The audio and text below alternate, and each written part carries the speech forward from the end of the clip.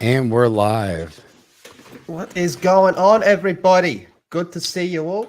Thank you for coming out. We're going to be watching the Summer Game Fest 2022.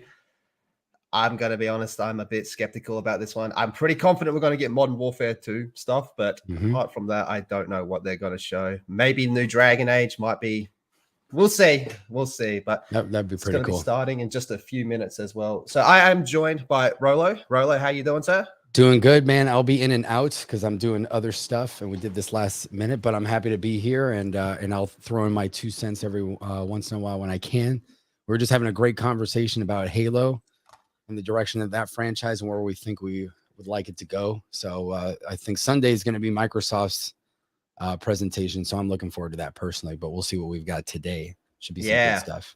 Yeah, so I think for most of it tonight, well, this morning for me, it's going to mostly just be me, but I have all you great people in the chat, so it's basically a party already. I got my nippies ready to go, and we're going to see what Jeff Keighley's going to show. Now, Roland, while I've got you here, is there anything you're actually looking forward to? Obviously, I want to see if they've got more Modern Warfare 2, because the trailer that we covered the other day was pretty disappointing. It was just, basically like cutscenes and crap like that. And we don't really know what's going on. So hopefully they'll show some of the multiplayer side of that.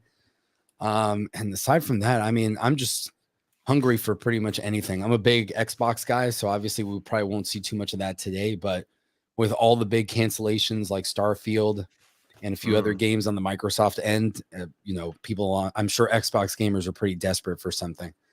So Starfield would be good, but that might be saved till Sunday. Yep. I think if they drop the Dragon Age, that might be one of the bigger ones that they'll wait to share. Now, I'm pretty iffy on what they're going to do with the new Dragon Age. I think modern BioWare has gone a bit off the rails, so we'll see how that goes. Modern Warfare 2, probably the big one. Everyone's fiending for some type of gameplay for that. What I think they're actually going to do is I think they might show part of a mission, one of the earlier missions. If I had to bet, I would go with, how they were showing that one on that reveal where it looked like the original Modern Warfare where they were raiding their boat. Yes. Yeah. Yeah, I reckon they're going to show that level, so that way they're keeping a lot of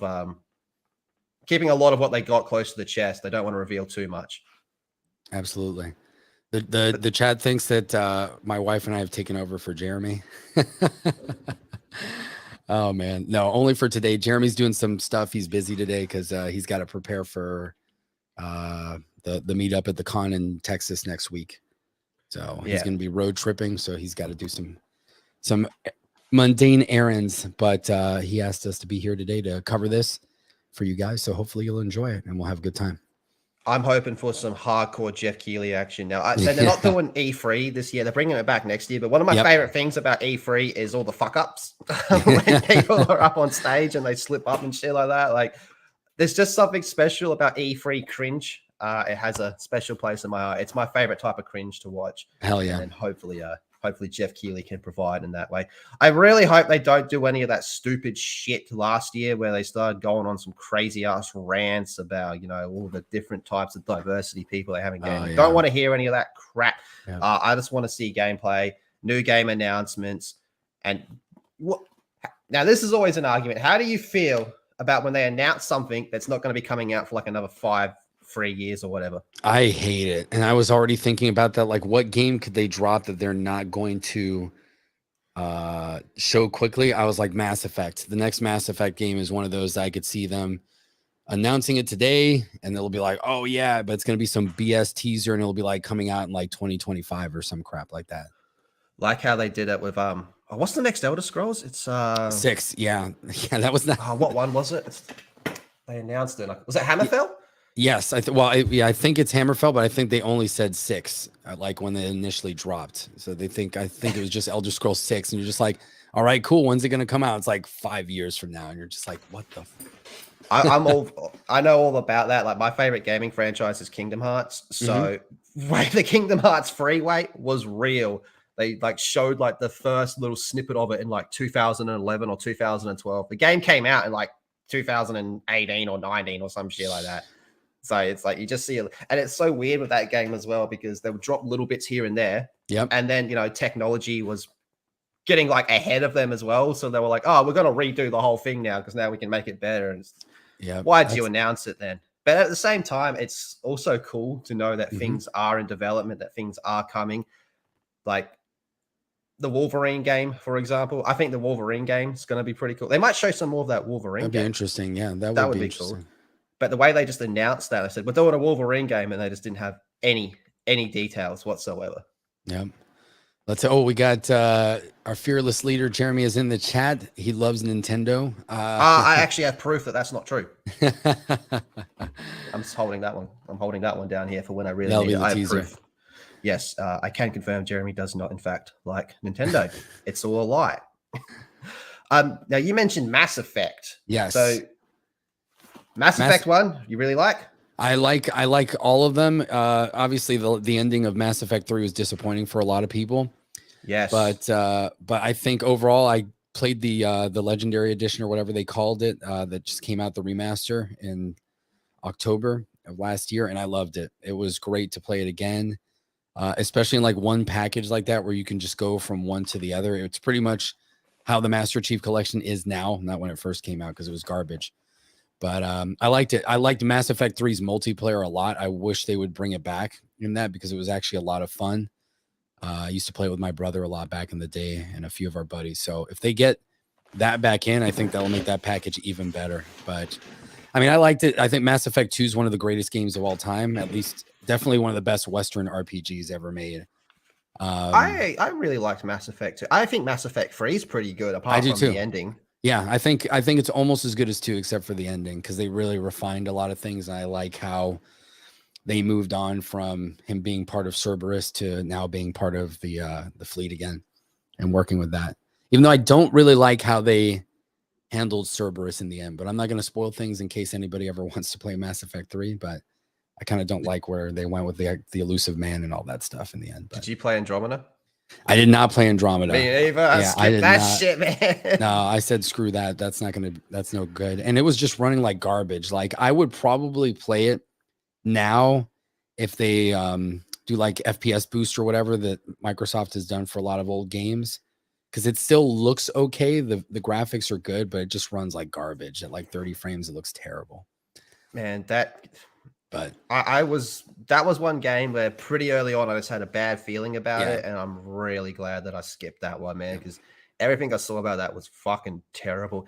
And honestly, going into Mass Effect 4, I'm a pretty pessimistic about it. I don't want to say I don't have faith. I just don't think I think they're gonna fuck it up. Put it simple. Mm-hmm. I think they're gonna fuck it up. I don't see where they're going to go with the story, especially after Mass Effect 3's ending. Yep. And then the thing is with that as well, it's like there's multiple different endings for Mass Effect 3 and they're all shit. But to do a Mass Effect 4, wouldn't that mean you'd have to pick one ending that is the canon ending?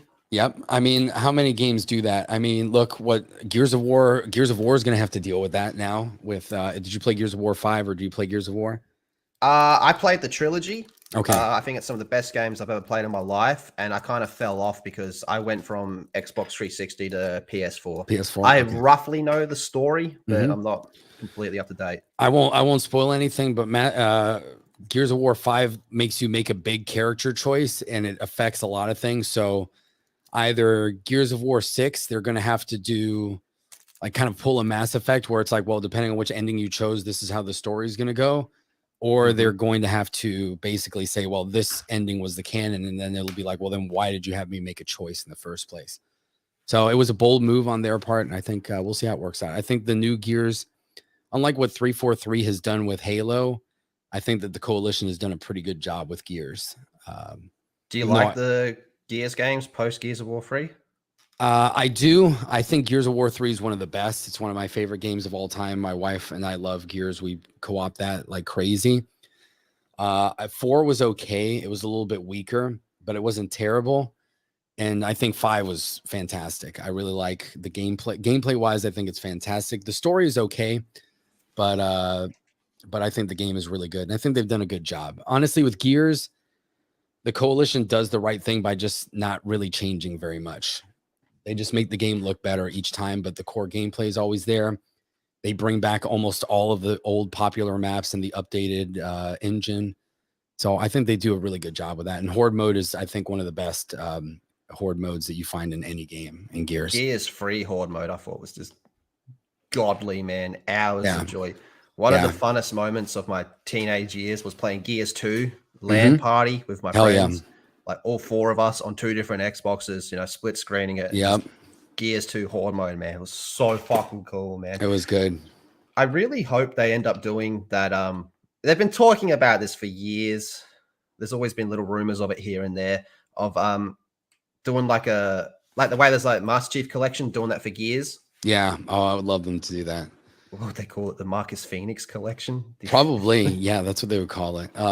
Yeah, because it's actually awesome what they've done with FPS boost on Xbox, because you can play Gears 3 at 4K 60 now, and it still looks good. Because that Unreal Engine, the art style that they chose and the Unreal Engine has kind of scaled really well. So Gears still looks like Gears. You can even go back to Gears 1 and be like, well, this actually still looks okay. So I think it's a good franchise. I think it deserves a little bit more love. What's the best one? What's the best Gears? Oh, it's got to be 3 for me. It really is. I mean, Gears 2 is great. It's got some crazy over the top stuff. The worm level, I think, is a level that you'll never see in a video game. You've never seen before and you'll never see again, just because it's so ridiculous.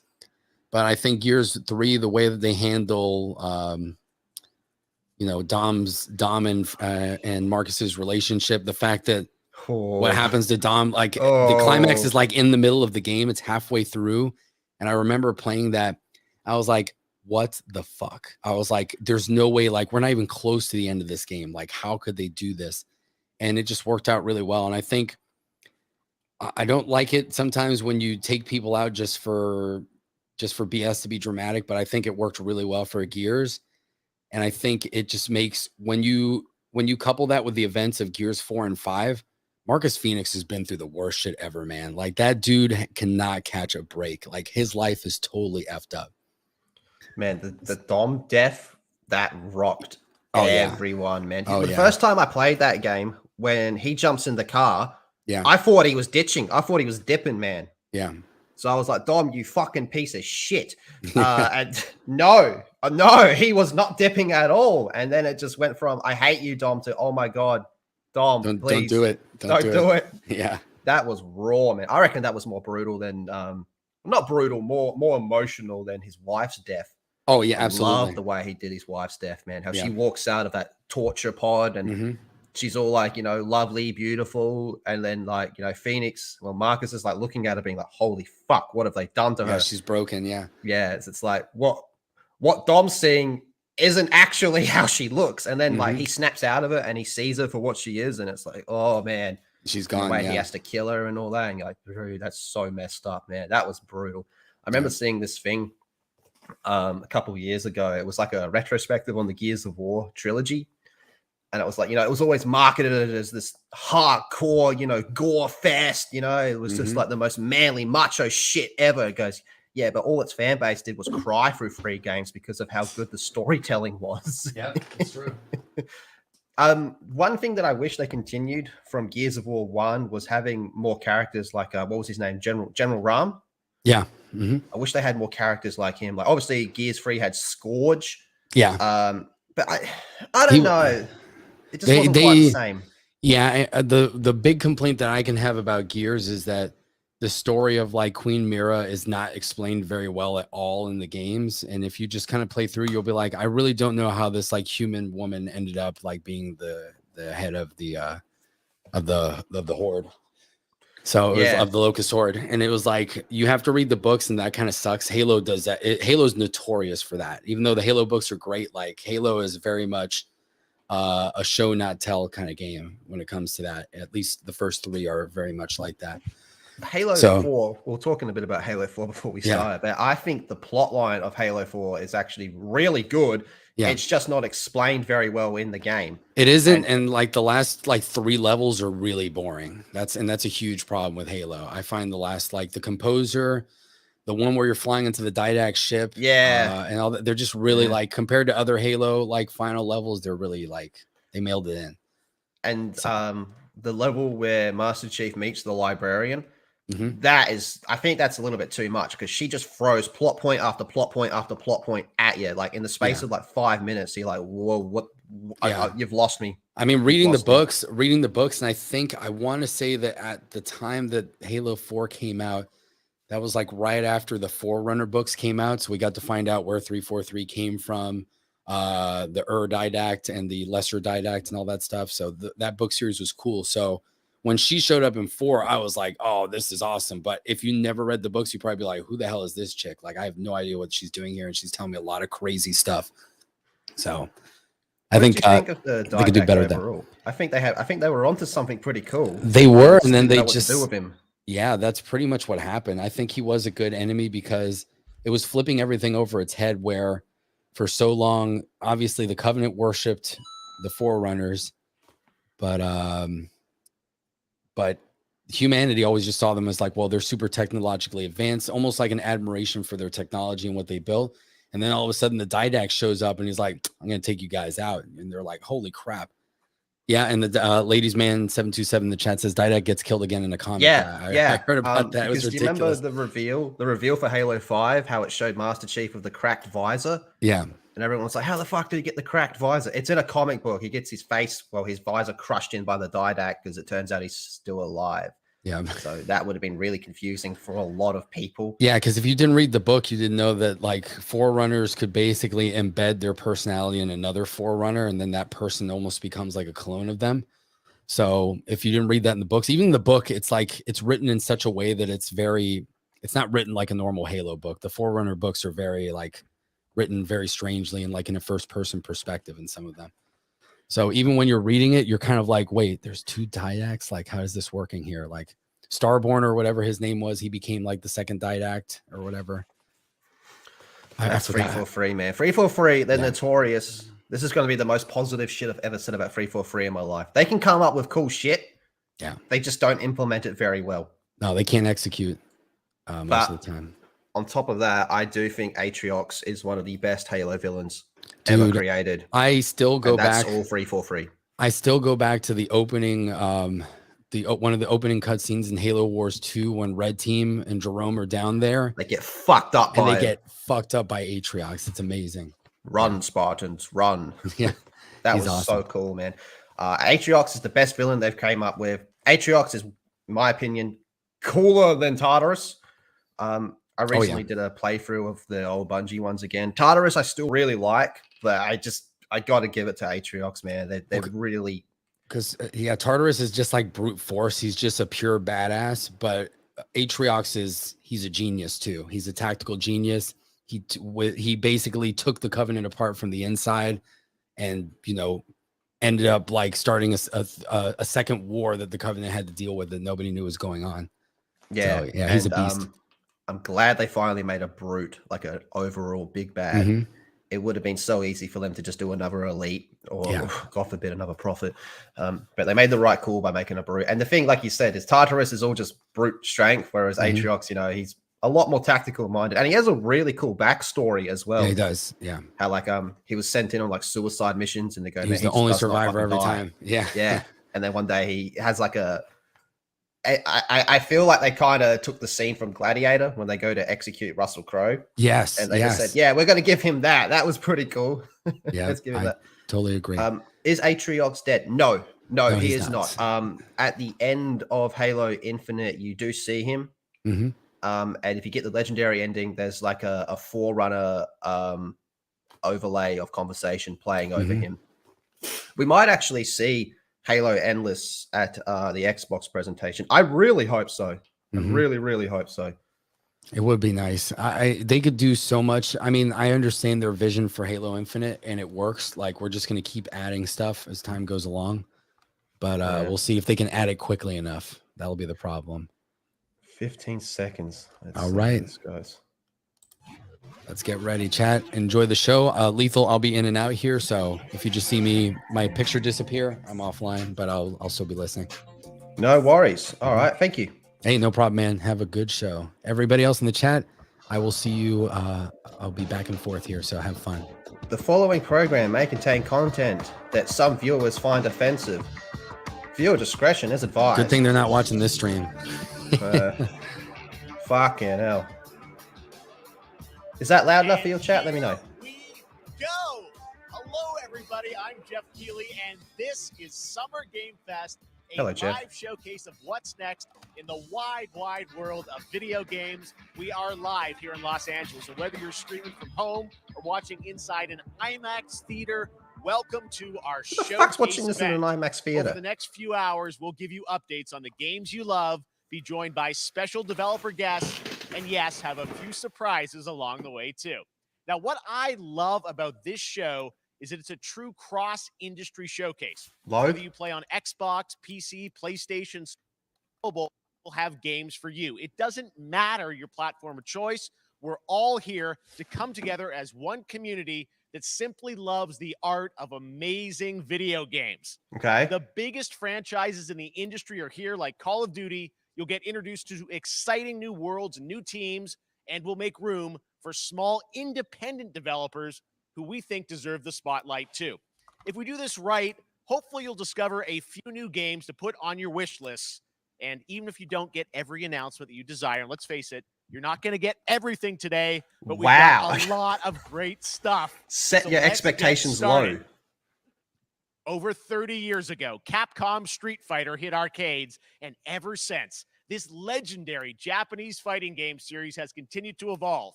Street Fighter 6 is coming in 2023, and right now, we're excited to officially confirm a character coming to the game and show you the exclusive first gameplay footage. Enjoy. Okay.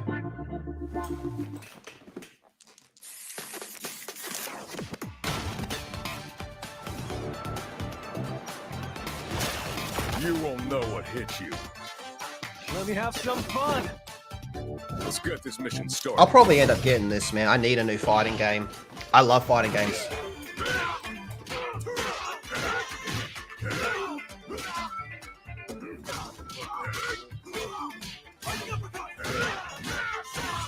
This will be a good fight.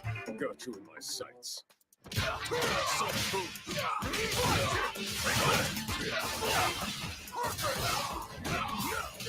I'm digging it.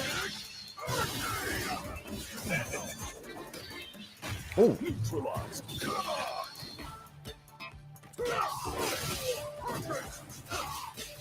Predictable.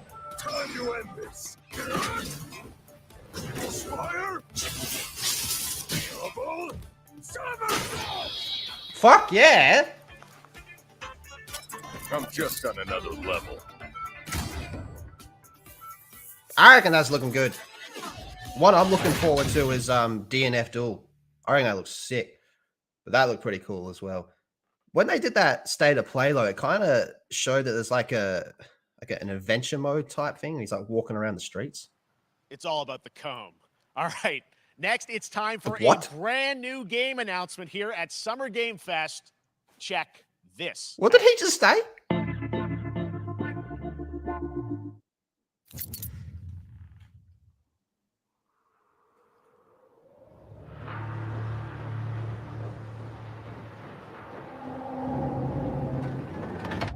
Sergeant Leo Alvarez. The comb. Oh. Our mission was to enter the Tantalus base, locate the ComSat relay, and bring it back online. We found the relay, but there was a problem. Get that door closed now, Private. Close that gate. Nothing gets in here. Ray didn't make it. Another alien game. Pieces of One Piece. Willis, take the lead. Or is it DLC for Fire Team? Oh, this ain't good. What we found was a new kind of evil, and it found us first. What the? This wasn't human. Retreat! Retreat! Willis! Open fire! Go! Go! Go!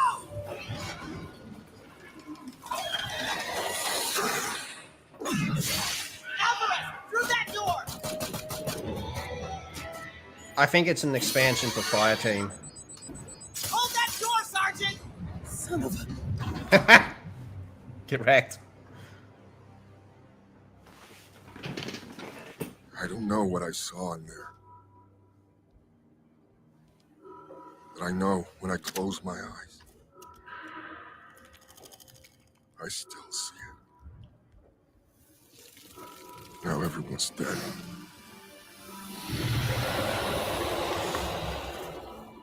And someone needs to know.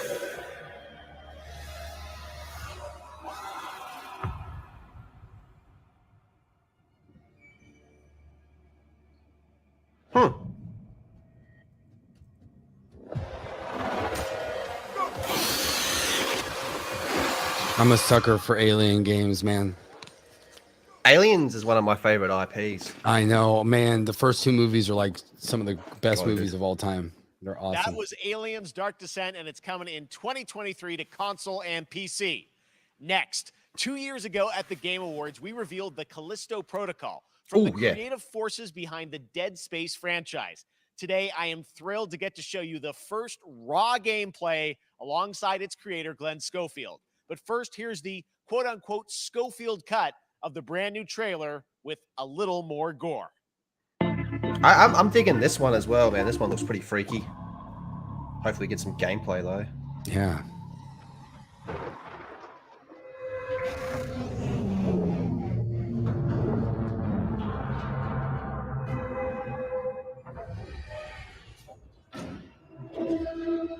I mean, that looks like it's an engine. Take a look outside. Did you know that they call Callisto the Dead Moon? That's what they showed at State of Play. Just like you would. Somebody in the chat seems to be saying that.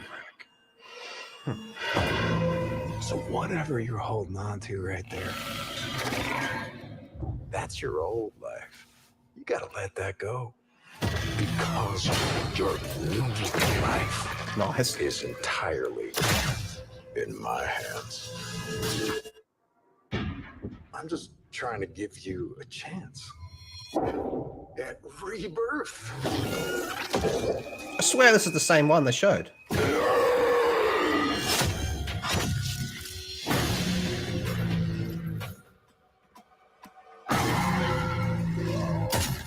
Yeah, this is the exact same one.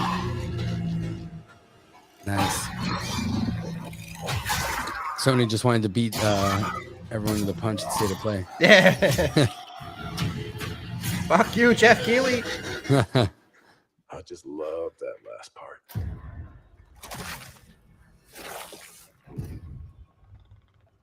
Gives me chills every time. So I guess this is the R-rated version. Same with added war. Yeah. Oh. Yeah, maybe. Pussy ass Sony wouldn't show the blood.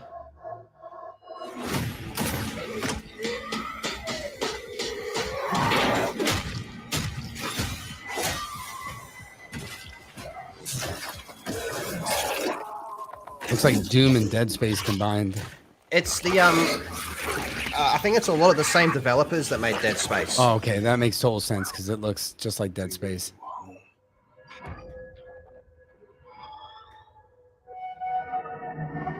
It was just the same trailer with just blood.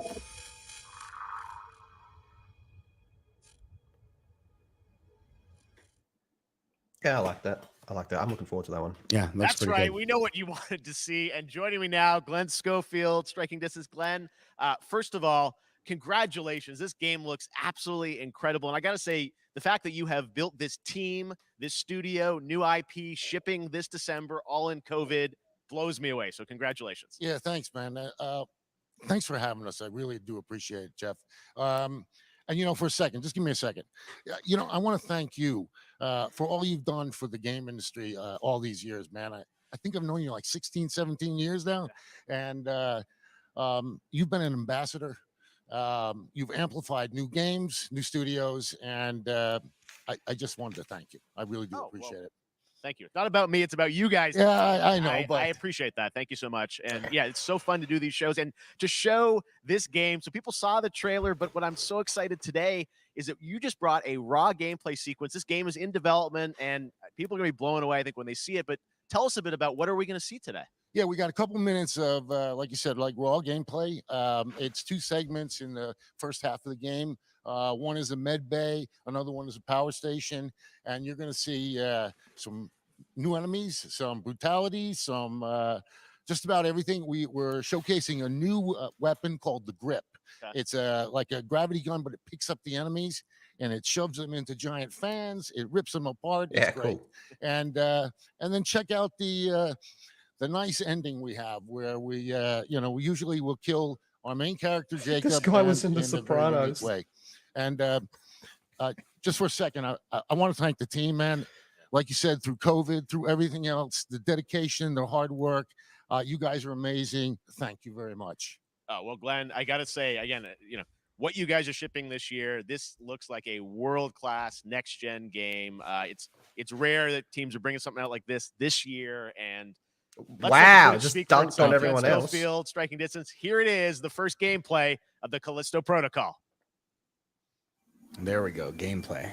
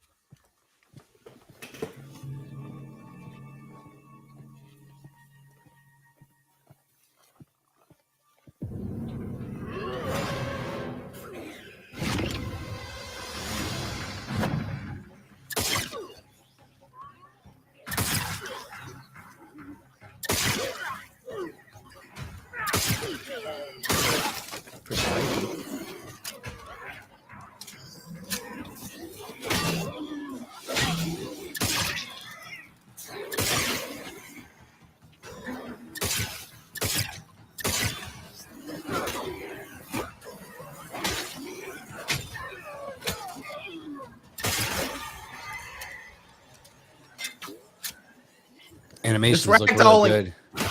It's ragdolling. Yeah, I was gonna say, like, the animations look good. Like when he hits him with that pipe, like you can really see like the movement on the enemy looks pretty good.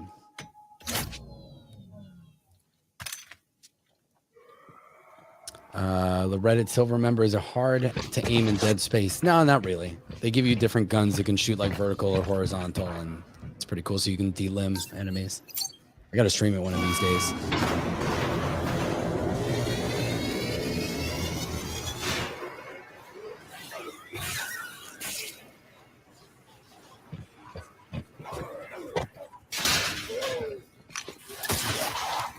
That was straight out of Dead Space, that thing. Yep.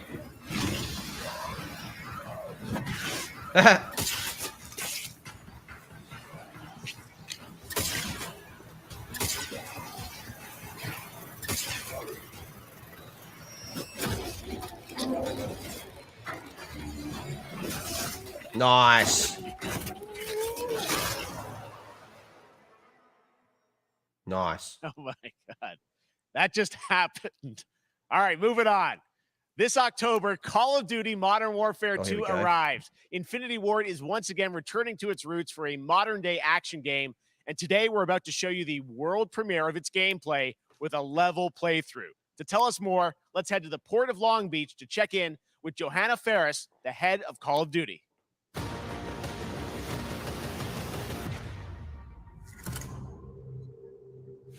Hi, everyone. In 2019, Modern Warfare changed everything. Here we And on go. October 28th, we usher in a new era of Call of Duty with the launch of Modern Warfare 2.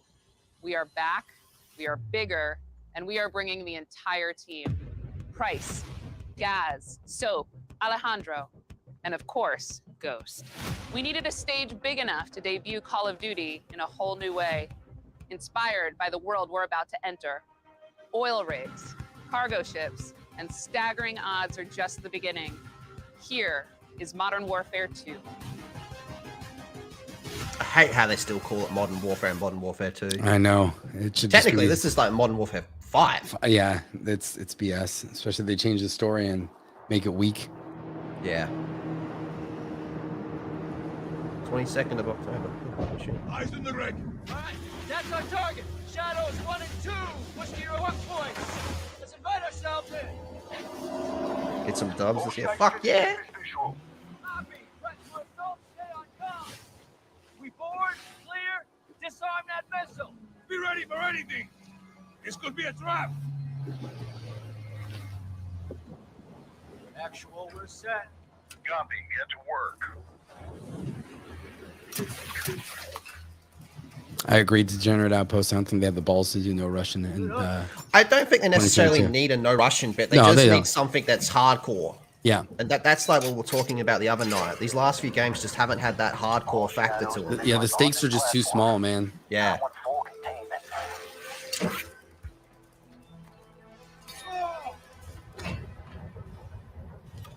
All right, here we go. 2-1, making entry. So, cut right clear through. Did he say soap? So you're playing as soap? Yep, I think so. Please. It looks good graphically.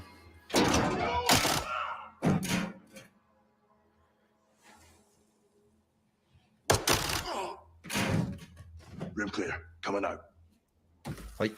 Shadow 1 moving to the southeast stairwell. Scorers, right side.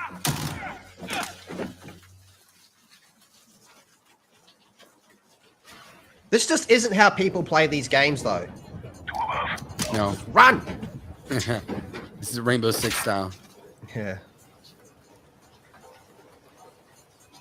How much of this game will be banned in Australia? It depends if you ask Twitter or the people that sell it. Falcon door undone.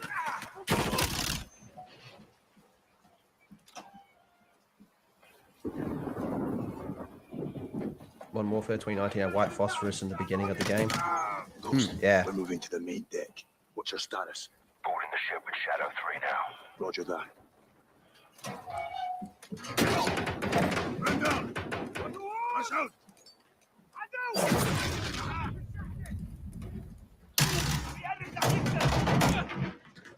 Here. We need to move fast. All shadows, force out. I want eyes on that container now. 2 copies, moving. We gotta roll. I don't know why they Okay, he's don't got a- go with. You got a Sorry. Vector. I was trying to figure out what gun he had. It's a Vector. Shadow 1, copy. I don't know why they. If it was me, I would have chosen like a big battle section to showcase. Yeah, yeah, they're teasing it out too much. All shadows, missile is on the helipad. 2-1, we're moving to secure. Cover us. 2 copies all. A Vector is a submachine, a really awesome submachine gun. I got to shoot one full auto a couple years ago.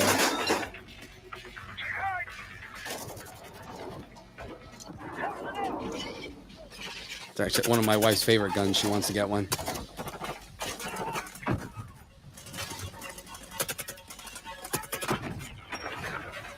to the helipad, Sergeant.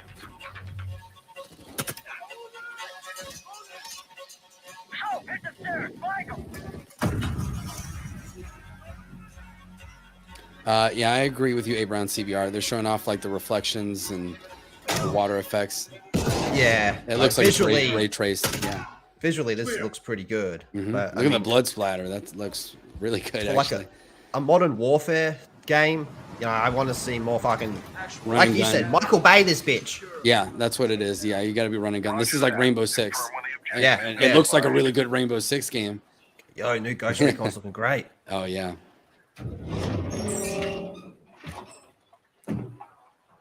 Where are the controls? On that damn ship. Actual, we got a problem. Missile is somewhere on the ship. You have your orders, son. Stop that launch.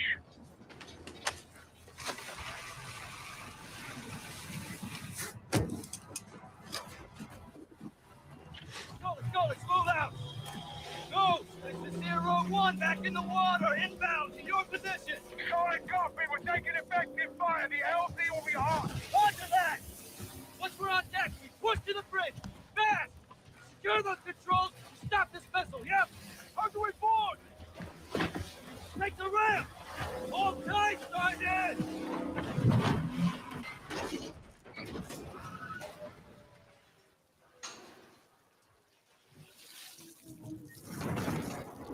Let's have ourselves a gunfight. Missile controls are on the bridge. Have to stop the launch.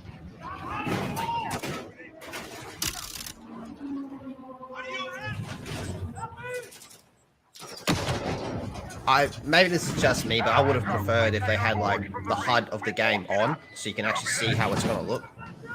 Yeah, that's true. Yeah, they were going for the cinematic. They're going for the cinematic, yeah.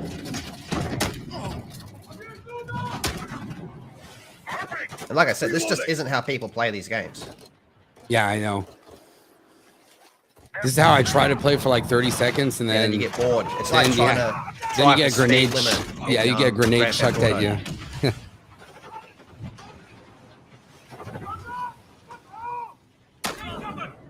I'm moving. Containers are the only cover we have. Just don't get caught between them. Oh, I would have called aimbot if that happened to me. Entry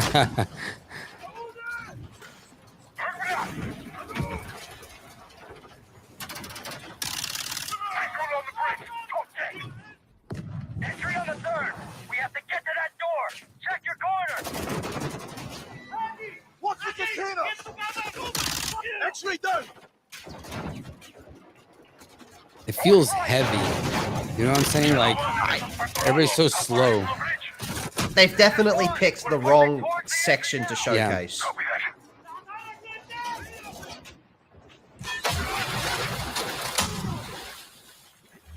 Well, now that won't surprise me when I play the game. Mm-hmm. Secure the deck and we'll blow the door. Visual on bridge entry.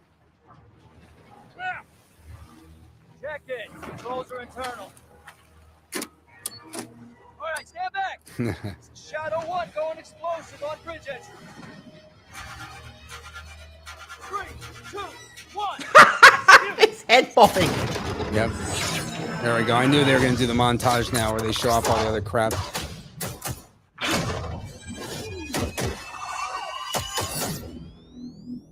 Yeah, I think they picked the wrong section to show off. Access to the open beta. Wrong section to show off. Should have shown me a Michael Bay fucking. That's what we're talking about. And joining us now, up from Long Beach, Johanna, great to see you. How's everything? It's great. Thanks. Great to have you with us. And also Jeff from Infinity Ward. So we saw the first gameplay. Thanks for that extended sequence. Looks incredible. Jeff, tell us a bit about that mission. Where is that set in the game? What are we seeing there?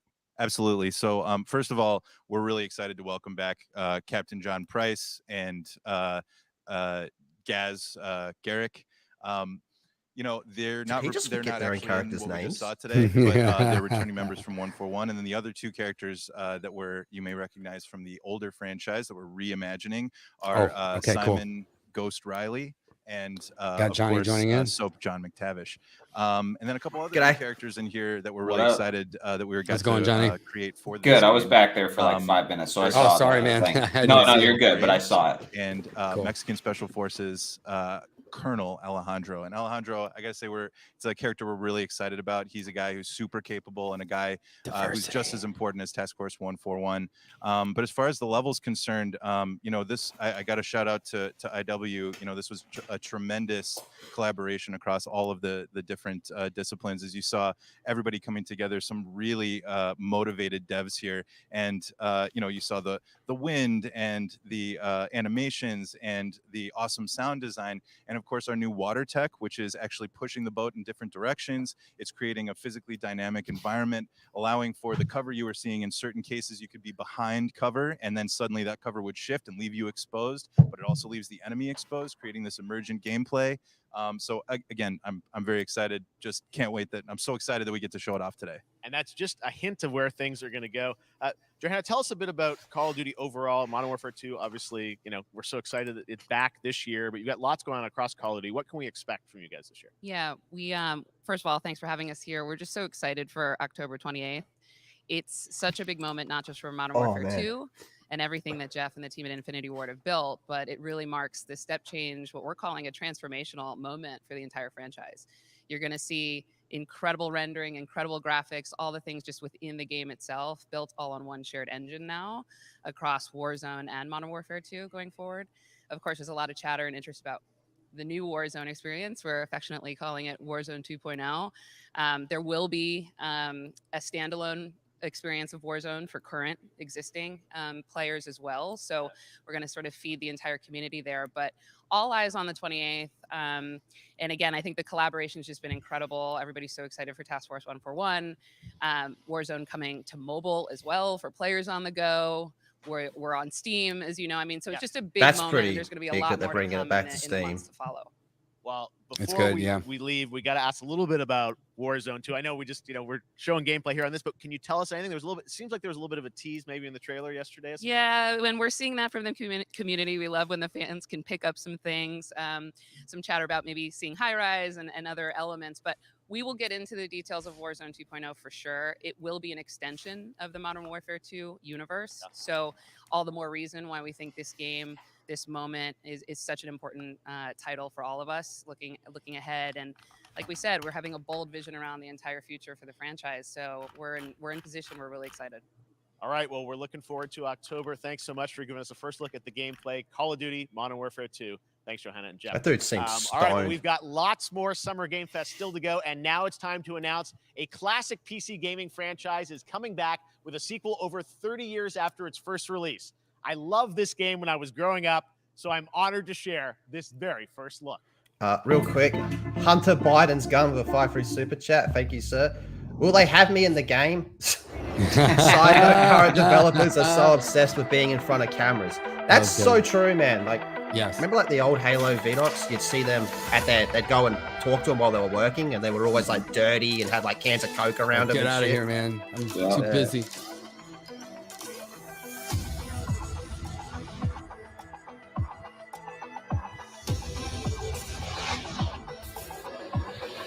What do you think of that, Johnny, of that Modern Warfare 2 gameplay? I thought graphically, like, and the attention to detail, it looked like pretty gorgeous. But yeah, it was frustrating as hell. Like, just the gameplay itself, like, it was so sluggish. And it's like you were saying, nobody freaking plays this way. And so it's like, can we speed it up a little bit? It looked like somebody who was progressing through something who was like unsure of themselves, like they didn't know what they were doing, or they weren't like a hesitant driver or something. It's like, fucking get up there, like get in it, like. And so right, let's turn back time. Back in 2017, Jeremy's waiting for Titanfall 3. Awards. Almost 5 years later, Apex I am is as so close as you're gonna excited. get. The team at the Astronauts in Poland has put together an in-depth look at the gameplay of this dark fantasy first-person shooter, which will enter early access soon. I am so excited to play this, and I bet you will be too after you see this.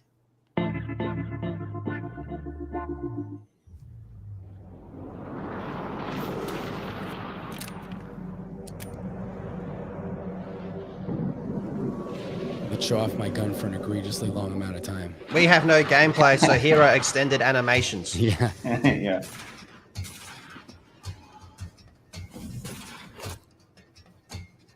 Oh, this is a game that's almost like, I think of it as like Van Helsing. This looks like Destiny, kind of, to me. It looks like Vermintide. Have you guys ever played that game, that Warhammer game? Vermintide. It's like, it's like Left 4 Dead. It looks like that. I don't know. That looked a lot like Destiny to me, jumping around, using abilities. Like that. That's Destiny. Yeah, definitely the way they hold the revolver and fan the hammer is totally Destiny style from a hand cannon.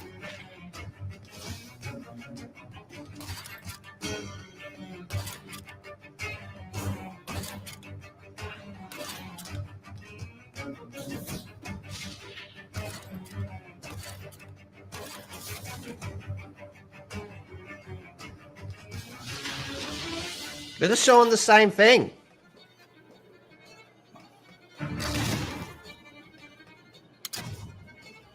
Who edited this? Yeah, what the fuck?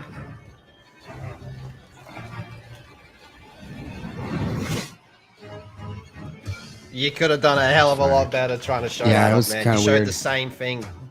Everything. You jump, do the ability, shoot everyone. Same thing, different area. When like a 2-minute preview feels repetitive and redundant, that's just bad, you know, that's not a good okay, next up indication. comes an ambitious new game from a new independent studio in Europe, starring some very familiar names. Enjoy this world premiere new game announcement. That's what you said last time, Jeff, you fuck. Officer Taylor, Medlog 29. Today, I can't believe what I saw. All right, I'm gonna lurk for a few minutes here. Johnny, for whatever reason it ends, just shoot me a text message if I don't pay attention. Solace, everything okay in there?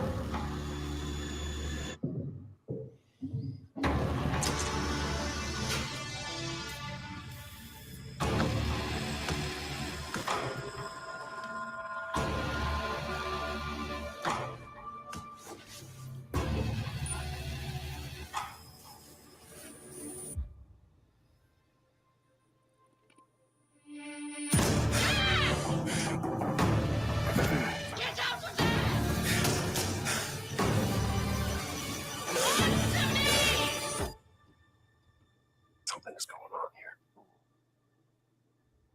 Nothing happened. What it is.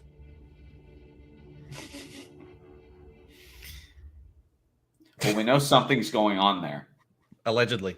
Allegedly. That's something brand new. And look who it is. Is Troy it? and Roger in person.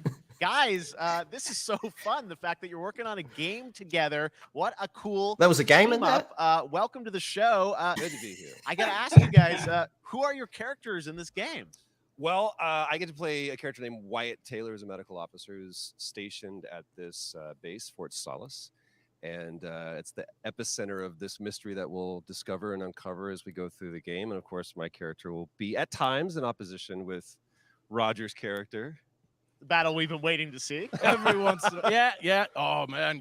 We can't wait to show you what we've been working on. And by the way, Jeff, this looks awesome, man. Yeah, It's man. so great Move my to be here. mouse. Thanks for having us. It's so great that you're. Oh, in the another bar's game. there. My I bad. feel like this game sense. It's Red Dead 2. one of the first major ones for a while. And I play a character by Go the name away, of you Jack fuck. Leary. He's a maintenance engineer on a remote Martian mining post. Okay.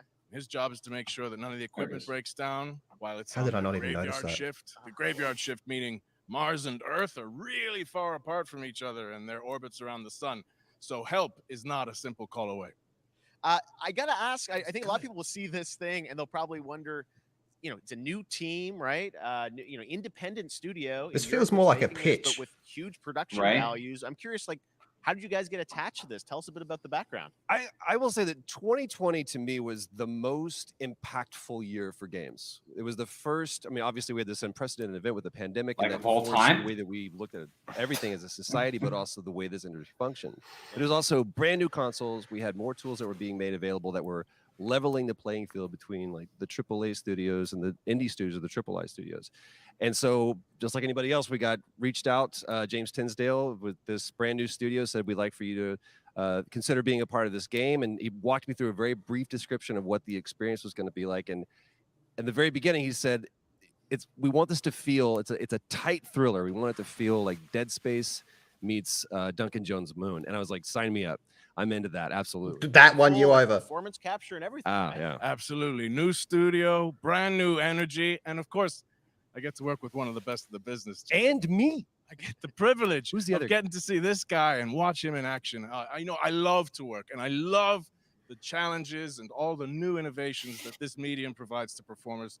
We can't wait to show you what we've been working on. I think Well, it's yeah, great. we didn't see anything. And the performance capture, Unreal. We Engine saw a 5. dude punch a dude, and then another guy goes, "Something's going on here." Like, what are we gonna do Okay. in this game? Yeah, the verbs are always important. So we're going to let the game speak for itself. We'll be showing you more later on. But this is a game where you as the player, that you're going to be exploring, you're going to be discovering. Like we said, it's a very tight thriller. So you're moving very fast paced through this world. There'll be multiple locations, multiple ways for you to traverse, which we're excited to show you about.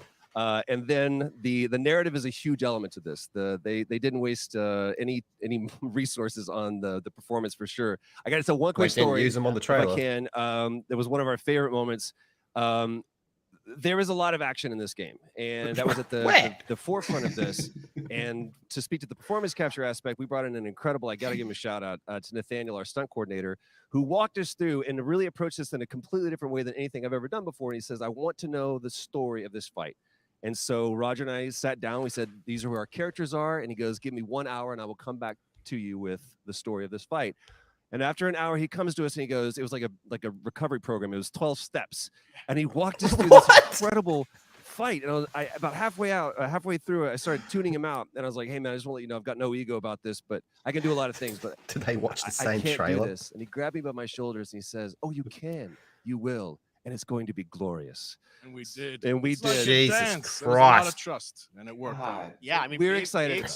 stunts. Yeah, I mean, this is so cool to see. It's an independent studio doing this, teaming up with you guys. We can't wait to see more. Troy, Roger, thanks for joining us here. Happy to be here. Summer Game. Thank you. How All right, not appreciate it to very much, guys. All right. show off a Well, next up, keeping up with game. the space theme, it's time to world premiere a very exciting new game, which will feature a musical score by industry legend Mick Gordon. This one is going to grab you, and we are so honored to debut it. That was fucking awful, that.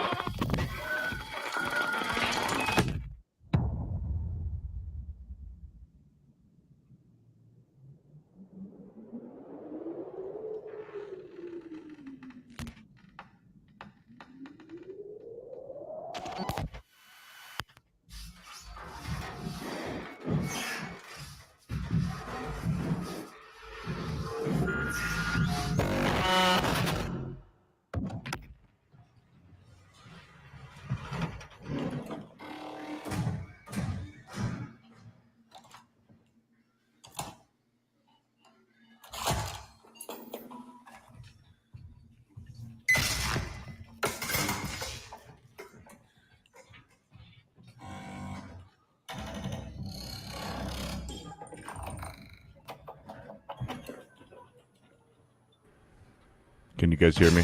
There we go. Yep. How you doing? Do I sound good? Sound beautiful. Perfect. Is this Dead Space?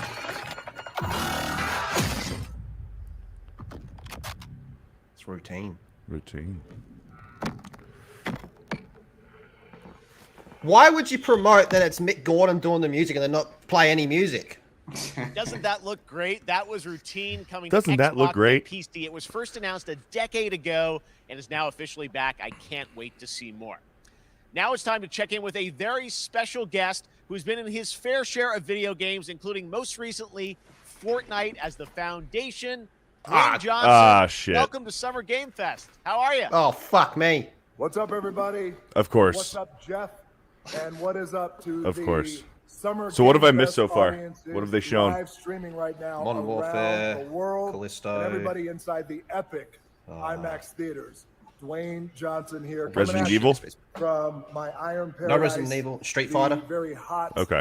and sweaty and smelly Iron Paradise, powered by, of course, Zoa Energy, the #1 fastest. There's the Ad plug. placement. Drink in the game. Oh, fuck You guys off. know me by a lot of nicknames. So like, let me take off the shirt La for this Roca in segment. Spanish, Uncle Handsome, sexiest man alive, big drink energy. The comments. There it is. Skip. Always room Skip. for a cheesy joke. There's always room for the extra large cheese pizza, especially when I'm delivering, and I deliver them often. Chilling. Painful. You guys also know me as the greatest and most electrifying surprise in gaming that happened. You know me as the Foundation. And I got to tell you guys. No, I don't. Oh, you were on thank stage so much 20 for the years crazy ago next to Bill response of me Gates. becoming the Foundation, but also I got to say that, you know, I've This had is such cringe. a pleasure working with Epic Games and the teams over there, and we cannot wait to show you what we have in store for the future. And speaking of the future, in the future, you will also know me as Black Adam. Oh, fuck yeah. off. As millions of you know around the world who know the I Black thought he was Adam about to say mythology, he's Marcus he Phoenix. is ruthless. He is unstoppable. And for those who don't, I always like to say a quick tutorial is this. Black Adam has the powers of Superman, but the only difference, well, there's a few differences, but one of Look, them, unless Not you're making really. a Black He Adam doesn't game, really this have ain't the powers fucking of Superman place. at all. Black Adam Adam is fucking magic. It's magic. So you do the math. October 21st, I cannot wait for you guys to see Black Adam around the world in theaters only. And you guys will I won't be seeing finally it till that see shit's the free. hierarchy of power in the DC universe change. What does this have to do with It has been games? an honor Show your can again and to fuck become off. Black Adam, and it is a role that's in my DNA and that I was born to play. I was born to play the Man in Black, and I'm honored to show it to you guys on October 21st. So How many until times then, you gonna say it, bro? Stay healthy, stay safe, stay focused. Hey, there it is. Keep having fun. Enjoy your gaming, and I'll see you down the road. This is Black Adam. Oh, for fuck's sake. Jeez. I want to know the last video game that he actually played, started, and finished. Yeah. Why do you have to play this during Summer Games Fest? Like, I don't Shameless get it. plug. I thought he was going to announce that he's playing Marcus Phoenix in like a Gears of War show or movie or some shit. And then we started talking about Epic. There's rumors that he's gonna play Kratos in Amazon's God of War. Kratos. Or you can be its savior. The thing is, he's not that good of an actor. He's really not. That's up to you. Behind you. He just catch a rocket? He got the rocket.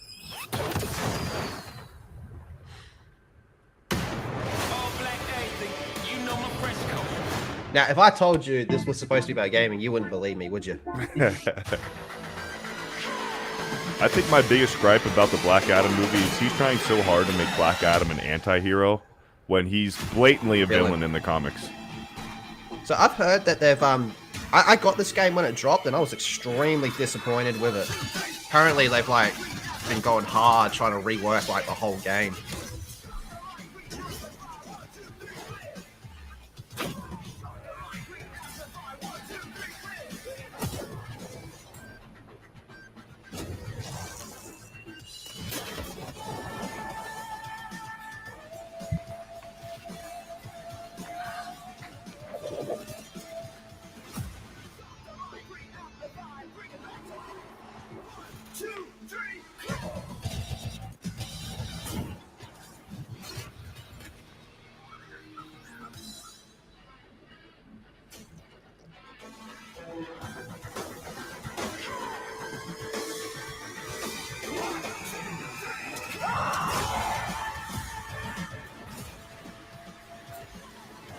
I just got over this game so quickly, man. I was very disappointed by it. Fun at the start, but just bleh.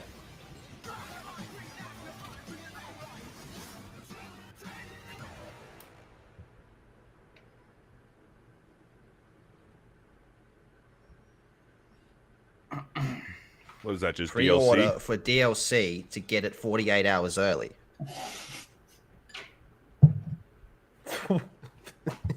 These pre-order bonuses are getting lamer and lamer.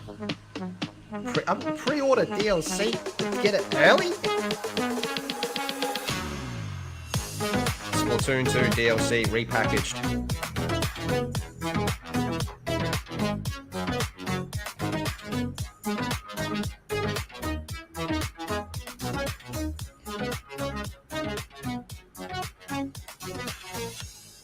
I'm surprised no Pokemon in that.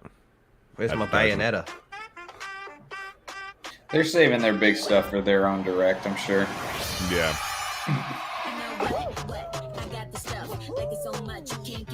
Oh, Fall Guys going free. In a few weeks, Fall Guys gonna be free on Epic. This game always should have been free to play, in my opinion. Yeah, I agree.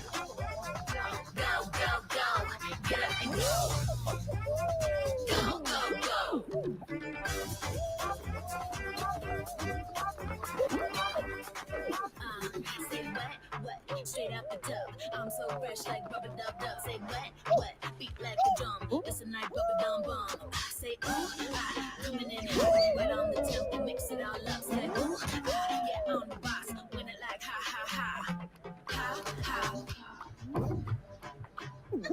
It's gone a bit long, isn't it?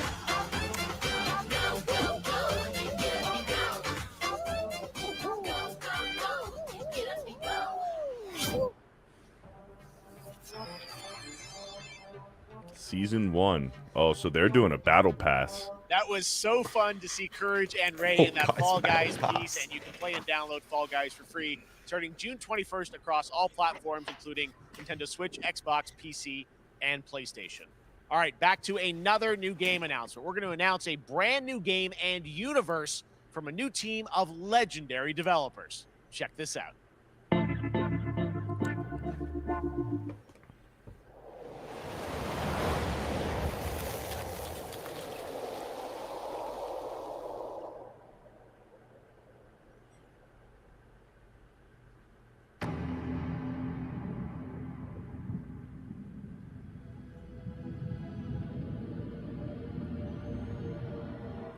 Discovery, this is Command.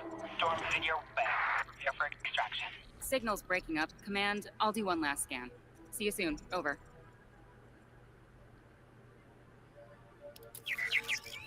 Okay, hurry.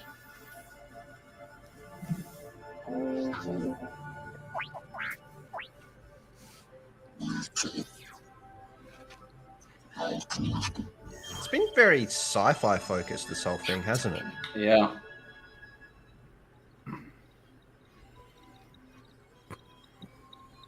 Command, I may be onto something.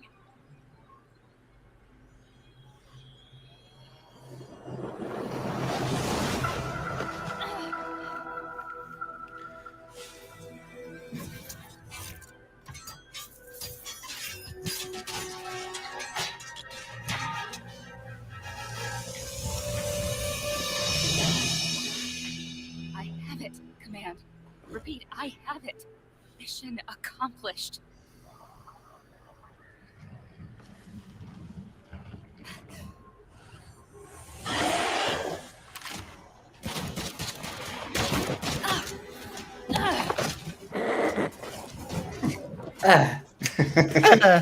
Yeah. I feel like that warranted a little bit more than a.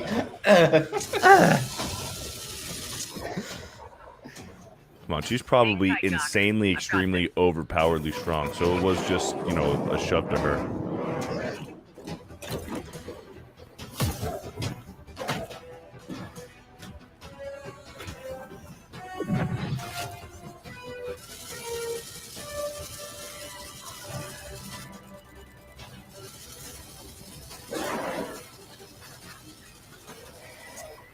This is Titanfall 3.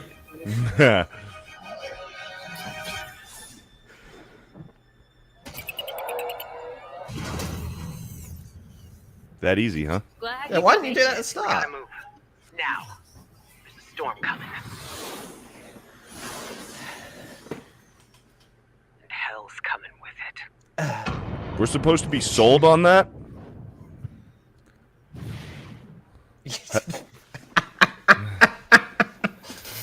You didn't show any gameplay, and then you're like, "Ooh, sign up for the beta." You don't even know what type of game it is. No. 2023. Have they showed anything for There you have it, Space Tim, Marine yet? Congratulations. Nope. Stormgate is real. We have a name and some details. So first of all, congratulations. I'm supposed to on this remember that a announcement. year from now? Return of Oh RTS, man, I'll forget it by the brand time new, the stream ends. franchise. What is a Stormgate then? What is a Right, Stormgate? So Stormgates are portals that open during a massive solar storm that unleash the infernal host on future Earth. Okay. What? And we saw some hints of some. I mean, you guys, Blizzard, StarCraft, everyone wants to know about races. Tell us about the sides in this RTS game. Yeah, we're unveiling our first two factions today. Oh, so it's There an will be RTS. more. So the Human Resistance, and we saw an archaeologist from the Human Resistance in that intro cinematic, and then also the Infernal Hosts, who are these demon-like monsters who come from another world. I think one thing everyone wants to know about, especially Are they your demon-like background or are pedigree they of the demons? team, of, where do you want to push the RTS Demon genre? It's adjacent. something we've all loved for decades, but opportunity for a lot of innovation. I know you're going to show us, I think, some hints of where you're going to go image-wise with the actual gameplay made in Unreal Engine. Please but don't. Any sense of what you want to do for the gameplay in this game? Absolutely. But the first thing I want to say is we are very consciously trying to stay true to what players already love about RTS, where we're really trying to push What the about genre that and be innovative. trailer First off, gave anyone the approachability. impression this game was an RTS? Free to play, but no pay to win, no NFTs, nothing like that.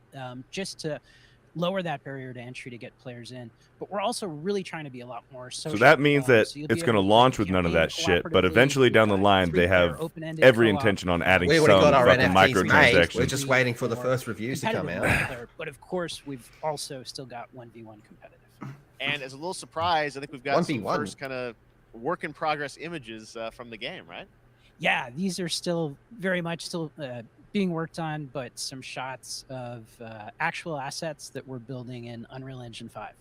Wow. Well, I love it. And 2023, you said for the beta, so people can sign up now, get ready. And I'm just so thrilled that there is a brand new RTS franchise coming from you guys and your background and what you do, with Blizzard and StarCraft. We're so excited about this team, Frost Giant. Thank you so much for giving us your announcement today on Summer Game Fest. Did he just call Frosted Giant? Awesome. That's All right, sexist. Frost Giant, Stormgate, keep an eye out for it. Now it's time for another indie game announcement that I'm Look excited how quick to he share with fucks you. him off. High Water. Check this one out. Oh, that was terrible. Good morning, High Water Dwellers. High Water Pirate Radio, keeping you in the know with our flow. Alphaville authorities continue to deny false rumors that Alphaville elites are planning to evacuate to Mars. True or not, the one thing we can't deny is that the world ended on a sunny day. The world ended on a sunny day. Boys and girls surfing in the bay. Kids clamored in the park. No one suspected You lost me. the coming dawn. The wave was coming, but the sky was clear. I let it wash over me. Swept away, swept away, swept away without fear. Swept away, swept away. How's your day been, Johnny? It was better. It was better. It's getting weirder. If this was the end of the world, I would eat the fat person right there. I'd fucking eat him, man, on the spot. What the hell? I noticed they had like only 6 different character variants. There's only 6 different character types. What a breathtaking trailer. High Water. Shut up! God! And they tried to sell it with Lana Del Rey. Was that Lana Del Rey music? They're not showing us anything. I have no idea what these games are The like. development of games, including Replaced from Sad Cat Studios, a Belarusian studio with devs from Belarus and Ukraine. The team had long hoped to reveal a new trailer here today, but were understandably unable to complete it in time. Guys, I just want to say we're thinking of you and all the developers impacted by the conflict and hope to be able to share your work at a future show. Where's my nippies? All right, our next game is an official selection of the Tribeca Games Festival. It's American Arcadia, where you play Trevor, whose life is being televised with the viewing population constantly voting you up or down. When you become unpopular, you need to start running for your life. Check this out. That sounds kind of interesting.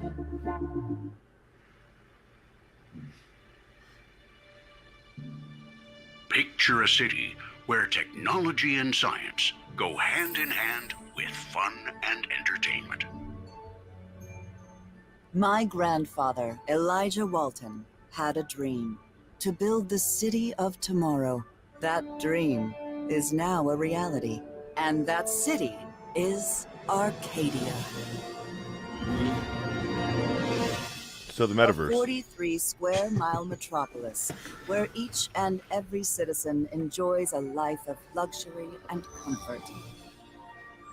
Broadcast live 24 hours a day, 7 days a week on every digital platform. American Arcadia. Control. Subject on the run on camera 4025. Interrupt broadcast immediately.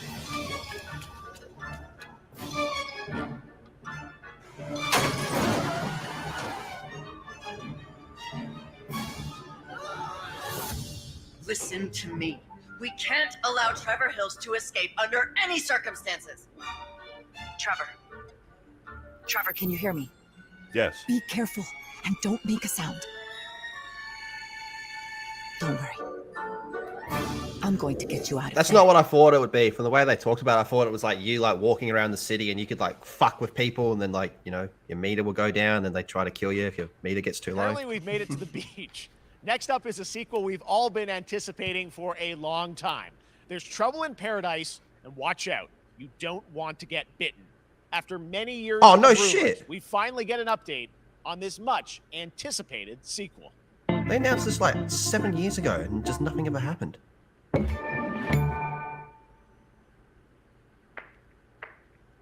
They're doing the same song as well. It's the same trailer.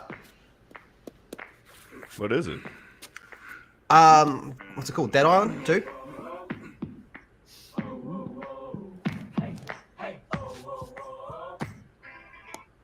Oh no, he's changed song now.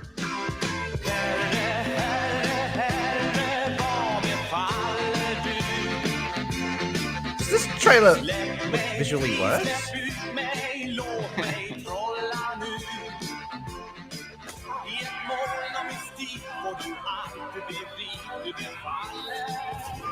What the fuck?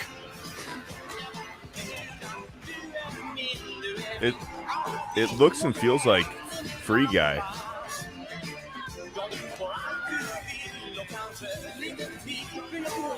What the fuck? This used to be a zombie game.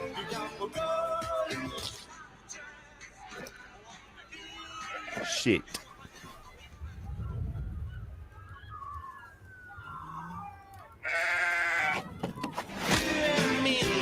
Goat Simulator 3. Oh, that is a fucking fucked up troll. That people are gonna be pissed. People are gonna be fucking pissed at that troll. There you have it. That was Goat Simulator 3, and it's coming later this year to the Epic Look Games at that smug look. He knows what they Now, just did. last year, Marvel and 2K announced Oh. Marvel's Midnight Suns. People are gonna a be mad. tactical RPG from Firaxis Games, the studio behind XCOM and Civilizations. Heroes from the Avengers and X-Men crossover with supernatural ones like Blade and Ghost Rider for a battle against Lilith, the mother of demons. Today, we've got to look at some new folks set to join the battle. I kind of respect the troll. That was pretty well done. This world has no hope under your watch.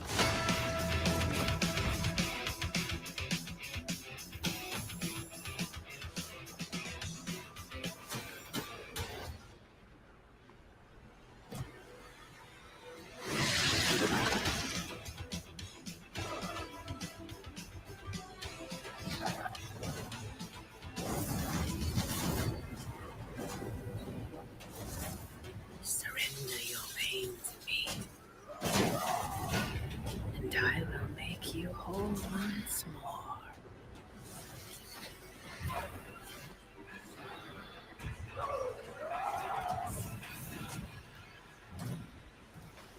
There, my sweet child. Mother won't hurt you.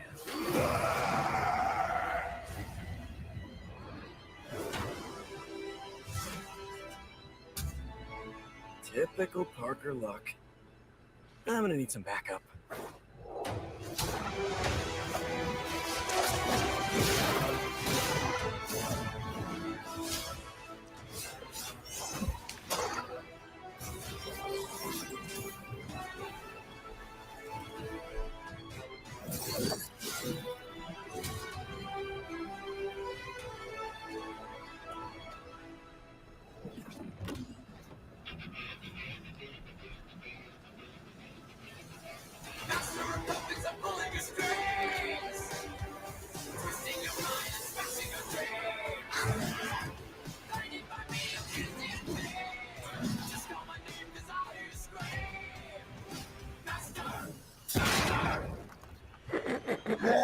So stupid.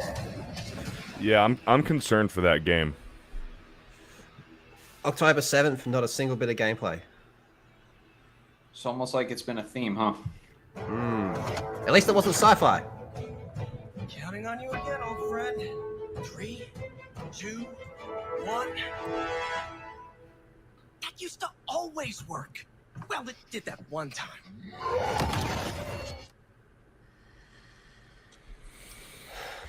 That was Midnight Suns, and now we're moving on to the wonderful world of Cuphead, the delicious last course. And can you believe it? We're only a couple weeks away from playing the delicious last course DLC. You see how Can't they did wait. that for Cuphead. Can't Joining believe me it. Now is Maya Maldenhauer from Studio MBA. I do Chat. like Cuphead. First of all, Maya, it's really coming.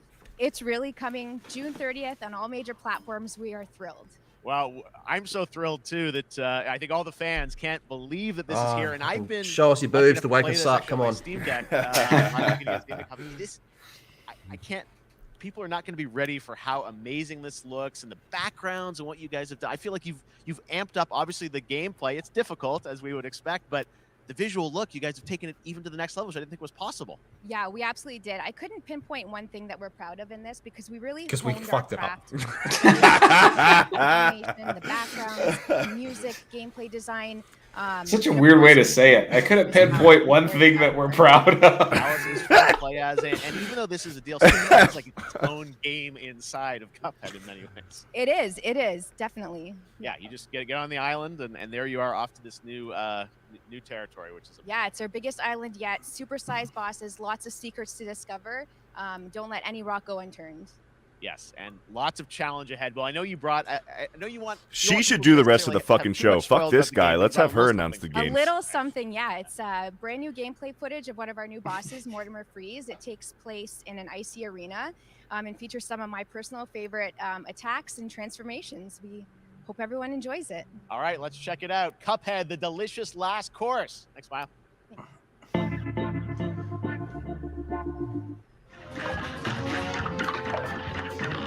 I never finished Cuphead, man. I liked it, but I fucking lost my shit while playing it, eh? It's hard, man. Yeah. It's a fun game, though. It's fun. I love its art style as well. Yeah.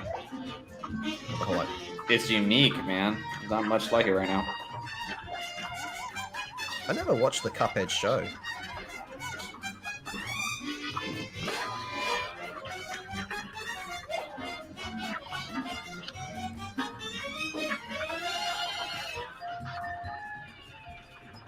Dude, I would have died 26 times already. Yeah, broken controller by now. I am looking forward to gaming journalist meltdowns over how it's too hard. Yes. Real man, this player's pretty good.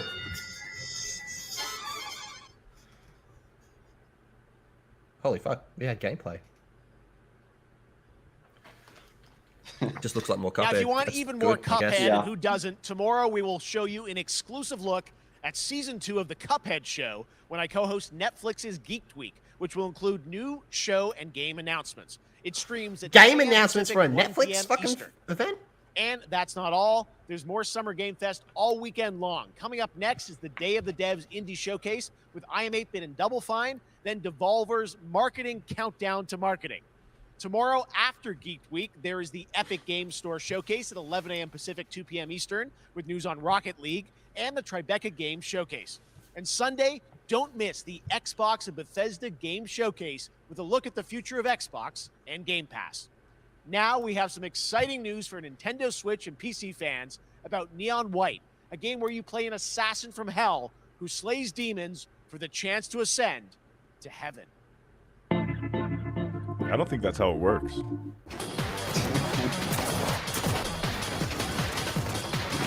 This is Demons from Hell? Yeah, that looked like Valorant. Yeah. We're called Neons. Sinners plucked from hell to do God's dirty work. But I'm finding it hard to believe we're in heaven. D-Day Cobras in the chat. Titanfall 3 when? Oh, they already showed it. Yeah, it's got some chick with a robot or some shit. I don't fucking know. No wall running, though. Got 10 days here. New day, new mission from Almighty. You think you can win me over by showering me with gifts? Good thinking. Can we get her to host?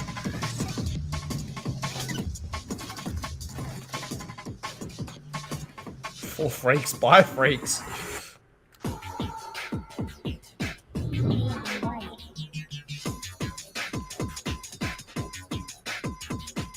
Seizure the game. Yeah, right? We've shown you lots of games today made by huge teams. Now it's time for a game made by a single father in Poland. Over the past year, he's brought on some help to bring his vision for a fast. So it's not a single father. Midnight Fight Express to life. Let's take a look. I made this game by myself, but I got Johnny, Beardo, and Rolo to help me. But I made it by myself. You know the saying, get knocked down, get up again, that whole spiel. Well, it's time, partner. Time to rise up. Together.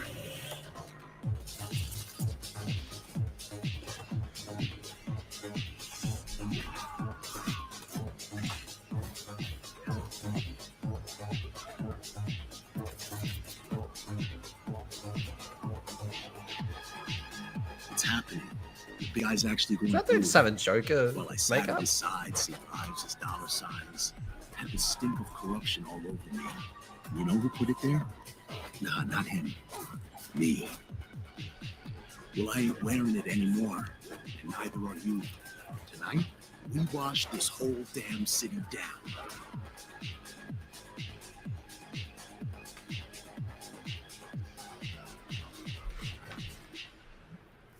If you like top downs, maybe.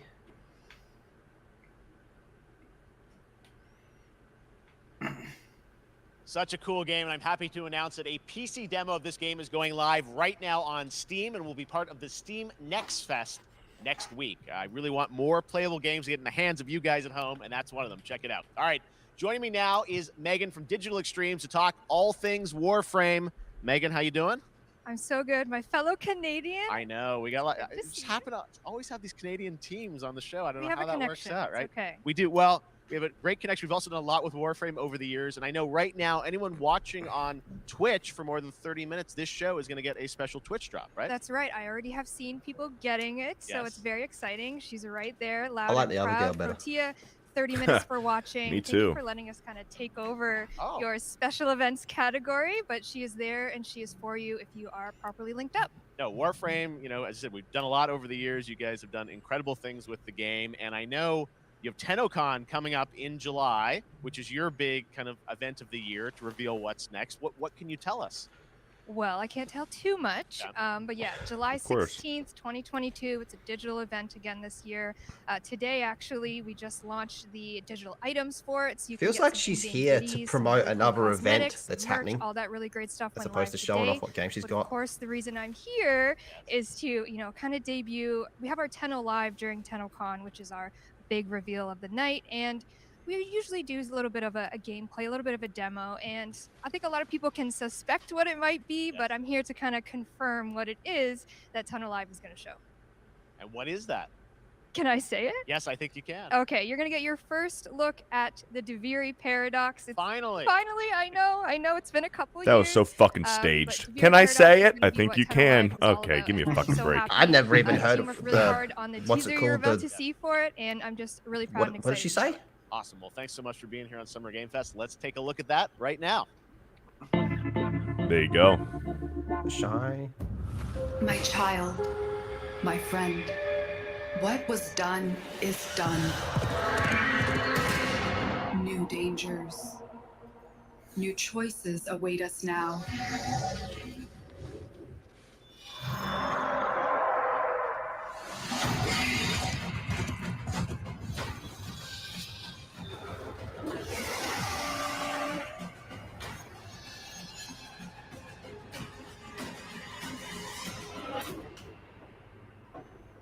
For now, dream of who we were and of who we have become.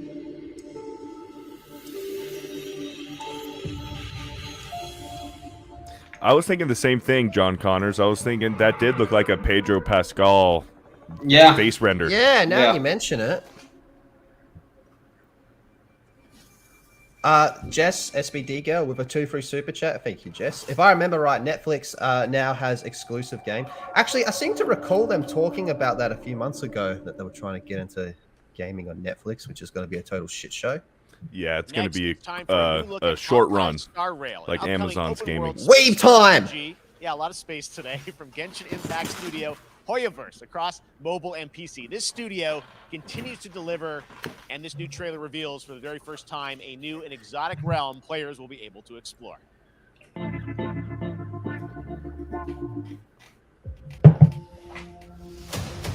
Waves in space.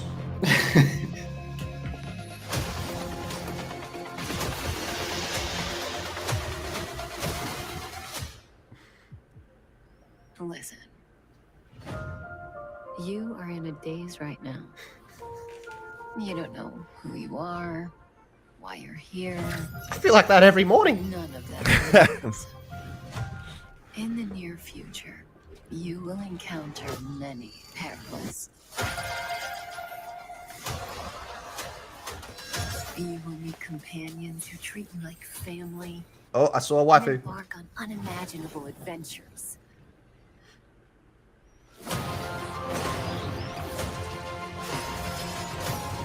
Remember what you feel in this moment.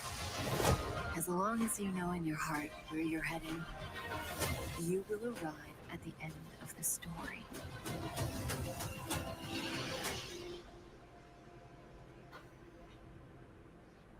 That's the you I like.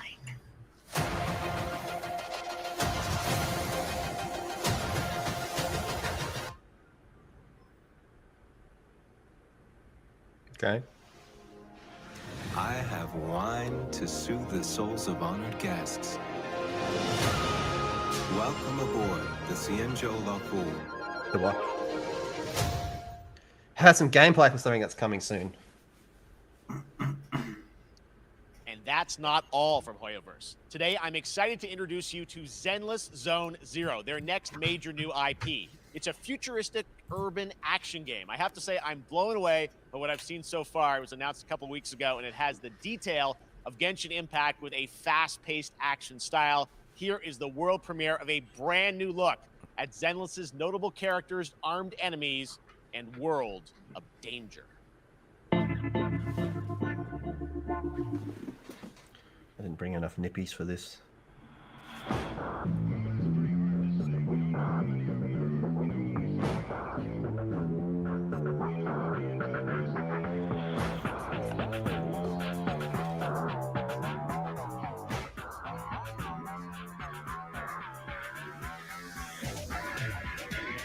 All right, there's characters. 11戦闘準備完了。はい。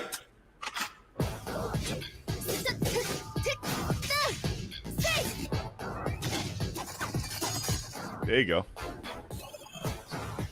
さあ燃やしましょう。 Mushy mushy. レッツゴー。最終ターゲット排除。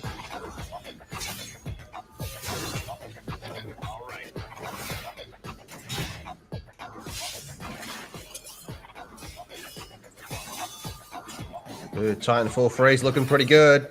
It's got furries and everything. Oh man. The swordplay looked all right. Nah, they lost me at furries.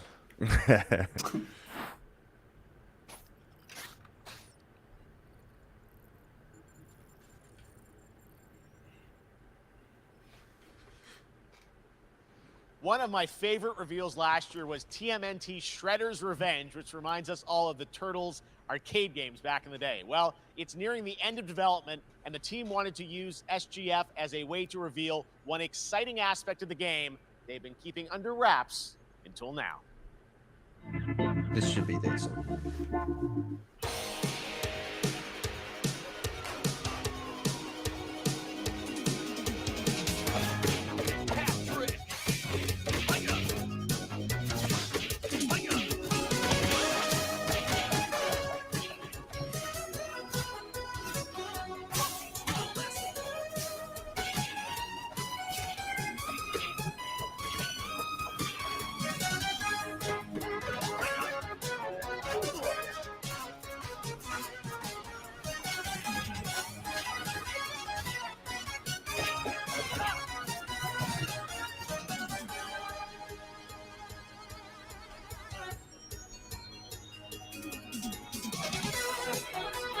Oh, fuck yeah. Wow. Yeah, this looks pretty decent. 6 players. And I like the 8-bit music, or at least it sounds like it's 8-bit. It's like they made a modern day like Super Nintendo game. I mean, this has got to be Switch only, right? Maybe Steam?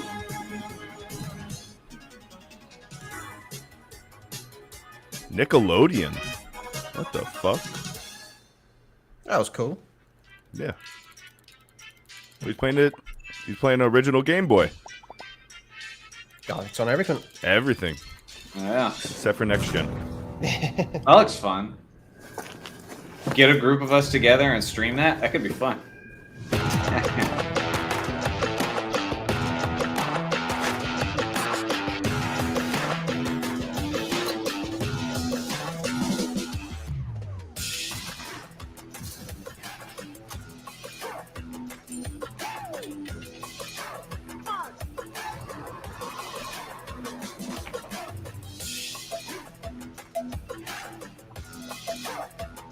I can't tell if what they're doing, if these are male or female characters. The first two they showed. Hyper feminine looking males for sure. What the fuck is this?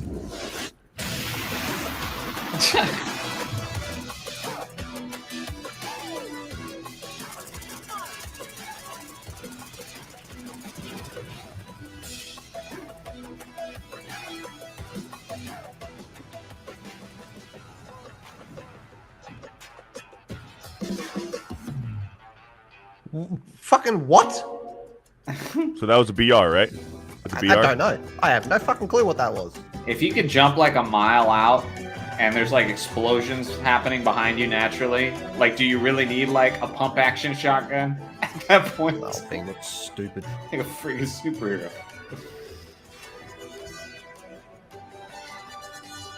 Is this the same game or something completely different? Yeah, that was a weird transition, wasn't it? It was very strange. Man, how long have I been muted? I forgot. I've been talking, the whole time I've been here. I've been talking like an idiot. And I'm like, these guys aren't even responding. Talking over me and everything. The entire time that I've been here, you've been muted, Rolo. Really? Oh my God, that's terrible. I've said so much. Oh no! I turned away to look at something for work. Yeah, I forgot to unmute myself. It's funny. Jeremy's like Rolo. He's like, I'm gonna have to rethink this now. I was gone legitimately for like 15 minutes.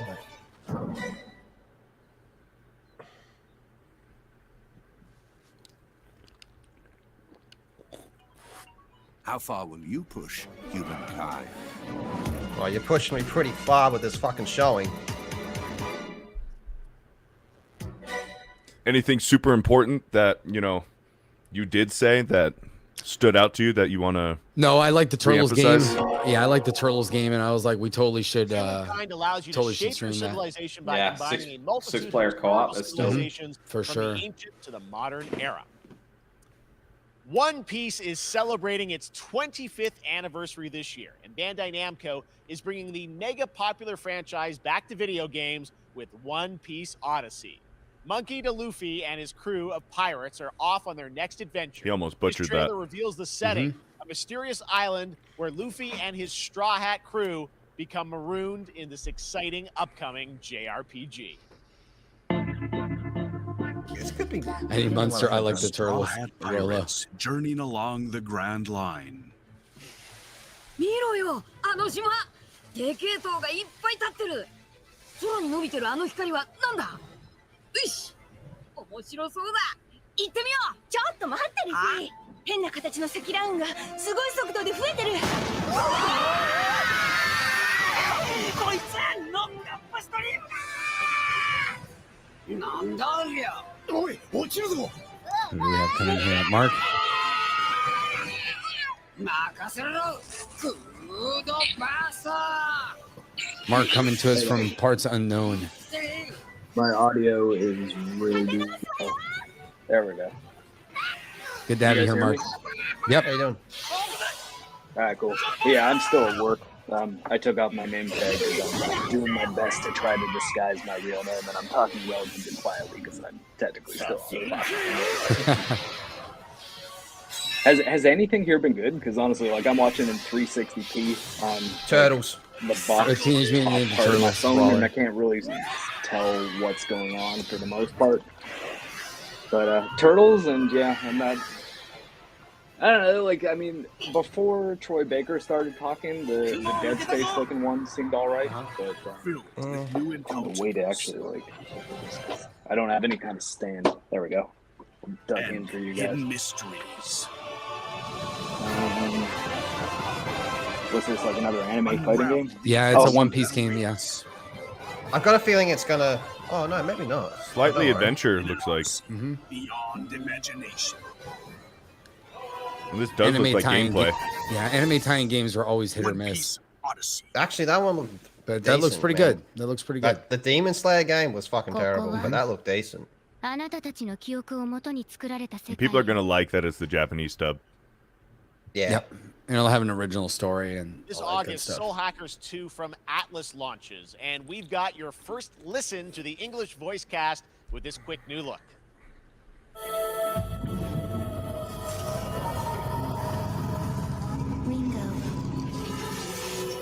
Just in time for the Netflix show.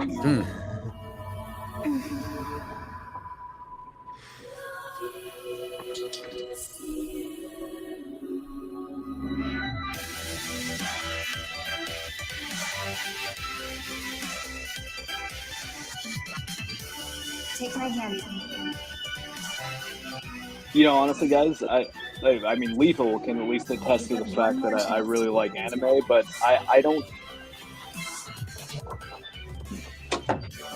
You know what? That was a cliffhanger. I'm so curious now. With so many new games featured across, You just don't, Lethal. That's Yeah, but he had a You big, just he had a don't. big confession coming. Dang it! Spin a card to reward your gaming purchases at nerdwallet.com. The Epic Mega Sale is going on right now. Save up to 75% off top PC titles with an additional 25% off eligible products. And it wouldn't be the Mega Sale without the free games vault, featuring Maneater. Be sure to claim your copy before the sale ends. That's supposed to be June pretty 16th. fun, I've heard. Yeah. I've never tried it, but I've heard good things about it. For our summer showcase on June 10th at 2 p.m. Eastern, 11 a.m. Pacific. We're taking a look at new announcements and updates from PC titles heading to the store this year and beyond. All right, guys, I'm getting like 2 frames a second, so I'm gonna take off. But That's a valiant effort, man. Trying, Mark. Good to see you, bro. Yep. The fact care, we even man. got him on with anything lower than 60 is impressive. I know. I feel like I could have used this time to go to the bathroom.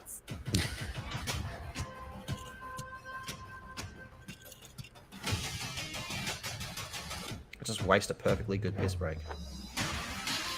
Still got time. This whole thing's been a perfectly good piss break, to be honest with you.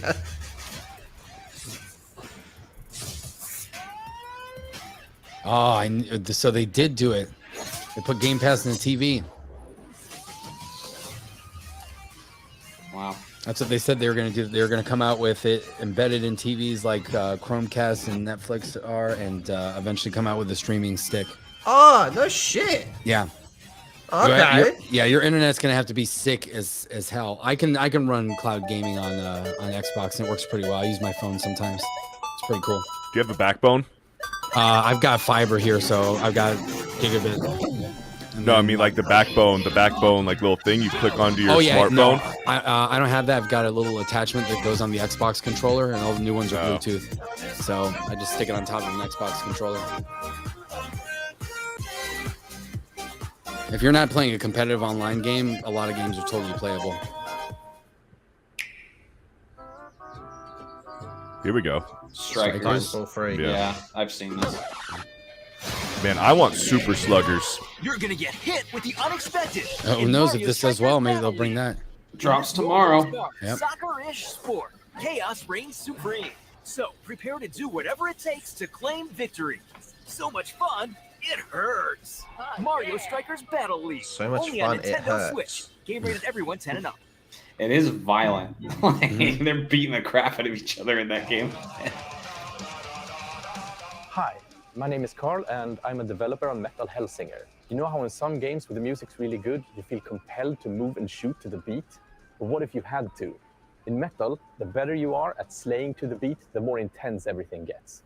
And we have vocal performances from legendary artists like Serge Tankian from System of a Down. So while headbanging isn't mandatory, we do recommend it. Our demo is live now on Steam, Xbox, and PlayStation platforms, so go check it out and slay to the beat. It's so metal.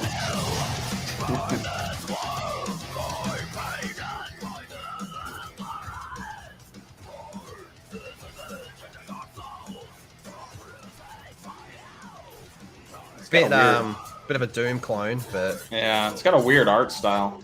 yeah. Not sure I'm feeling it.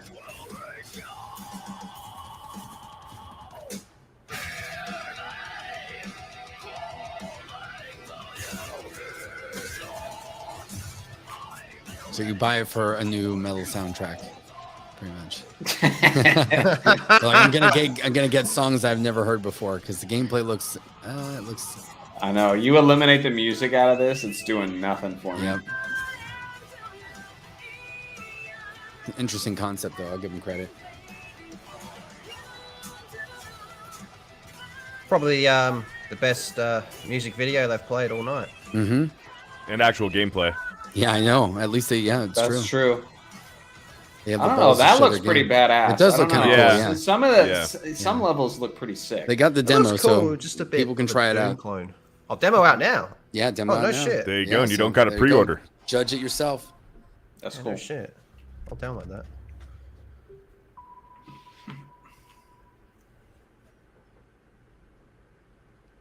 That one was Metal Hellsinger, coming later this year from Funcom, a rhythm shooter with metal music. And right now, as I mentioned, a demo has launched on PC, Xbox, and PlayStation for you to play for free. Next up, a new game launches tomorrow, The Quarry from Supermassive Games. This spiritual successor to Until Dawn stars David Arquette and an all-star cast. It's getting great reviews, and this is one of those binge-worthy teen horror entertainment experiences where your every choice shapes your story and determines who lives and who dies at a camp in upstate New York. Here's Yeah, I'm the actually first look interested in this at one. the launch trailer. Really? Yeah. Family is the most important thing in I the haven't seen world. this guy in forever. But if your whole family, you know, like every last one of them decided to jump down the bottom of a well, and they're all just hanging on the Who end is of the that? rope. That looks like Sam Raimi's brother. How can one person be expected? If he's who I think he is, he was in like Sequest DSV, which is a really old Keep pulling sci-fi that rope show and from the just fall 90s. right down to the bottom of the well with the rest of them.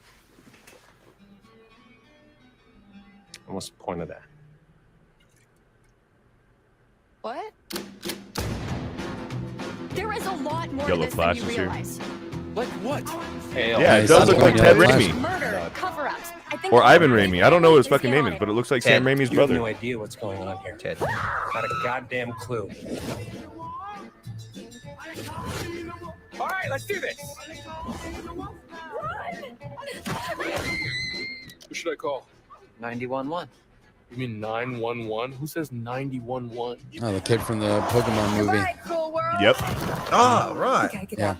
And Actually, I recognize a lot of these people. the lady from the Conjuring. Yep. That's definitely Sam Raimi's brother. Yeah, it is. I'm pretty sure, yeah. This isn't a ghost story. It's a creature feature. It's really happening in your Oh, own- and that's Brenda Song. You're gonna get a little messy. I don't know. I thought it was kind of cool. I would like to have seen some gameplay, but you know. So is it like an interactive movie, or Back at what the is Game it Awards, we were exactly? proud to You kinda reveal like- Nightingale, if it's a like the shared last world one, you kinda survival like crafting game from pick Inflection choices. Games up in It's Yeah. very Canada. cinematic. Now it's time to Yeah. give you Like a more brand new realistic look and Telltale deeper look type at the thing. Yeah. game, including Yeah, its that could be innovative cool. realm Yeah. card system that lets you Yeah. interact Yellow with things Flash like asked if there was any weather patterns, Bloodborne resources, news. and No, challenges in this nothing like that. procedural realms. Here is your exclusive new look. Yeah, that was Brenda Song. Yeah, that's. Yeah, that one actually looked good. Pre-alpha. You're alone in the realms, I'm afraid. The portals are a mess. Not even sure if Nightingale made it. Fix one Given berry and how the whole bush goes fragile you away. humans are, I'd say that staying fed, dry, and rested should be your priority.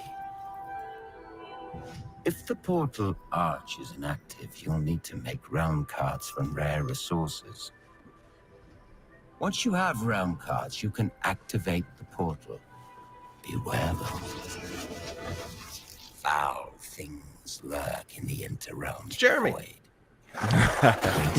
Void. Be ready with your axe pick.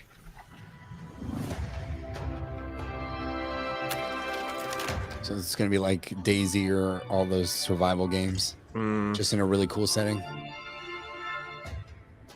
Anytime I see a card system in the game, I automatically think microtransaction. I know. I can't help thinking that either.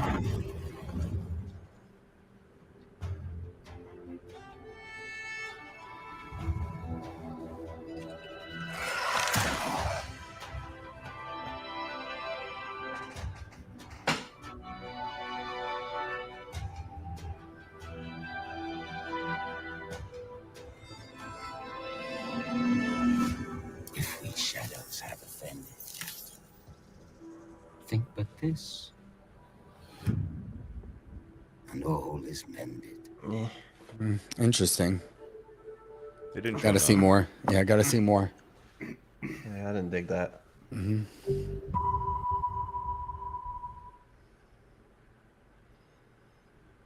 The Saints are marching. Oh, in fuck on off August with this 23rd, shit. the reboot of Saints Row that we revealed last Fuck year you. at Gamescom. We just talked about Today, this last night. Yeah, we did.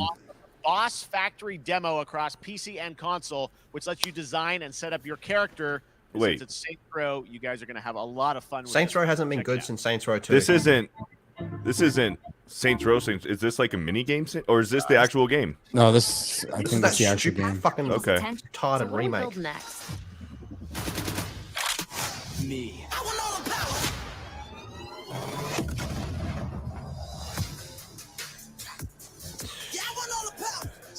No, this is like a little.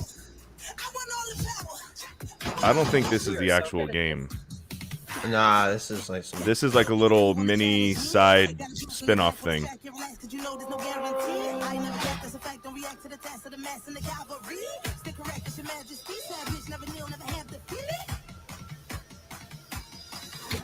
Seriously, this is perfect. Dinner and a show, baby. Jesus. They never should have done anything after Saints Row 2. Saints Row 4 was insane. It was better than 3. But I feel Saints Row lost its identity after number 2 and just went way too into the ridiculous bullshit. Like aliens and all that. Yeah, that's what they're doing here. Dracula and trannies and.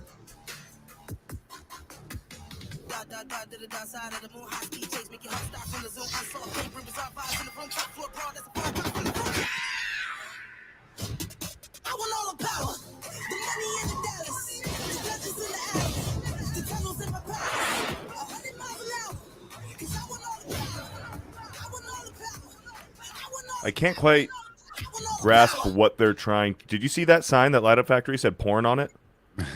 What Really? the fuck? Yeah, the neon sign said porn on it. I don't understand. So it's like character creation? Yeah, that's what they're advertising. They're not So- advertising the game. They're advertising looks like So the character. maybe So you can make a character before the game Now, comes out? Yes, that's Yep. basically what they're doing. That's what yeah. kind of interesting. It's Weird. kind of similar to like the Pearphone app that you can get on iOS, and you can kind of customize your shit for Warhammer inside 40K GTA. Darktide, Gotcha. that direct follow-up to the critically acclaimed Vermintide series. Darktide promises intense 4-player co-op action. This will and probably be good. terrifying Vermintide was enemy very hordes good. to team up against. And it's out on September They have to show 13th Space Marine, right? on Steam and You exclusively would think on so. console on Xbox. Oh, it's not going to be on PlayStation? Interesting.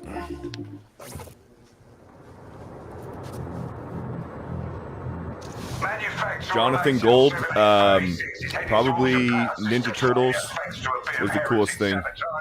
Yeah. And then that one metal game looked interesting. Hopefully save the day. Get in. Access the operations array and use the I agree. cryonic Too much DLC and Vermintide. preferably before something explodes. Head on through the ventilation tunnels and look for an access point. This way! Move it!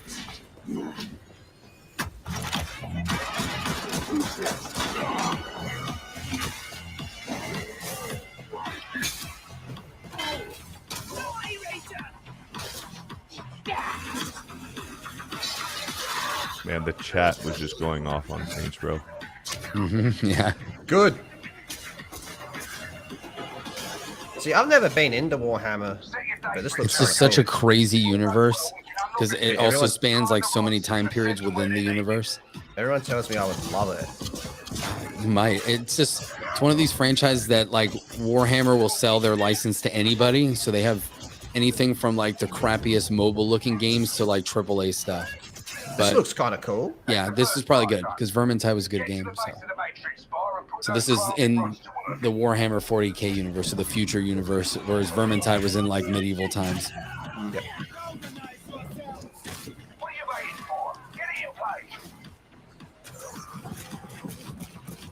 Yeah, it looks pretty dope. I mean, think of a universe where basically the military from StarCraft like took over and fights against demons. That's pretty much Warhammer. I know I'm I thought that simplifying looked it. kind but of cool. Yeah, it'll probably be fun. Bloober Team is known for psychological horror games like Blair Witch and The Medium. Today, they are Blair ready Witch to sucked. reveal their latest creation made completely in Unreal Engine 5 for a visceral horror experience. It's a return to the world of Layers of Fears. Get a dose of this. Mugsikins with a 2 through super chat. Thank you, sir. This is the first Geeks and Gamers beard stream. Yeah, we have testosterone. Unlike Oh, yeah. That's a good way to put it. the others. Nice. Thank you. Thank you, Mexicans.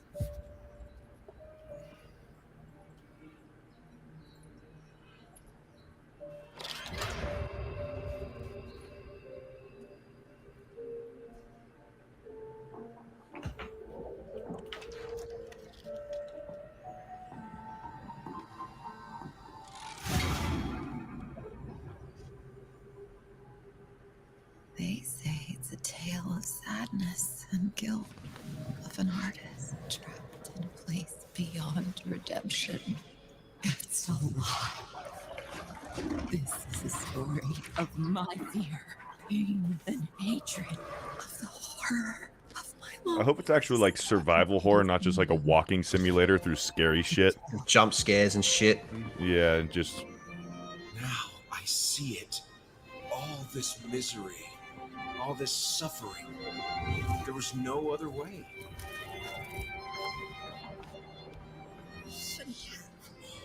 You really shouldn't. holding a knife. Looks like a walking sim. It yeah. really does. Looks like a walking simulator. It's like that game that came out on Xbox. What was it? The Mirror or whatever. I forgot what it was. And it looked good, but then everybody was like, "Oh yeah, it's." Blair Witch was kind of like that. Yeah. And it's made by the same devs as Blair Witch. Blair Witch was just a walking simulator through scary shit. And that's what this will probably be. I'm getting these games can work in VR, but I'm getting like Outlast 2 vibes from it. That's what I'm thinking. Like from the art style and everything and graphics and everything. I can see that. Layers of Fears. Yeah, I'm gonna need to see more on that one. Looked a bit walking sim to me. Yeah. And then D-Day Die with a 5 through super chat doesn't say anything, but This thank you, sir. October, Gotham Always good to Knights see it. Oh, arrive. jeez. Oh, Batman man. is dead. and It's up to the Batman family. gotta Did be you guys good or see really the gameplay that they did? Yeah, I saw it. It looks haven't. fucking. It looks Look, cheesy, man. Let's head to Montreal to hear from executive producer Fleur Marty. So Mark the Cyborg says he's leaving work. If we're still up when he gets home, he'll jump back on. So WB Montreal, they did the Arkham Origins That's a when decent game. it was decent, and they did good because Rocksteady gave them that combat style, the perfect Arkham combat, and this has none of it. Yeah, I mean, why would you drop the Arkham combat to add half-baked RPG mechanics? October 25th. So I hope you enjoy the show and stay tuned. So I guess it's going to be Batgirl and Robin on this one. Batgirl, Robin, it's and Nightwing and No, they've Red already Hood. shown Red Hood and Nightwing's gameplay. Oh, okay. gotcha. I had nothing. And then this city became my home. And it just visually looks worse than Arkham Knight. It does. It does. Gotham gave me everything. I just played Arkham Knight again on PC with everything maxed out, and it looks so good. Yes. I can't yes, believe it that game does. came out like 5 years ago. It's crazy. Yep. It still holds up. It looks like a next gen game on PC. It does. It really does look like a next gen game. Let's see.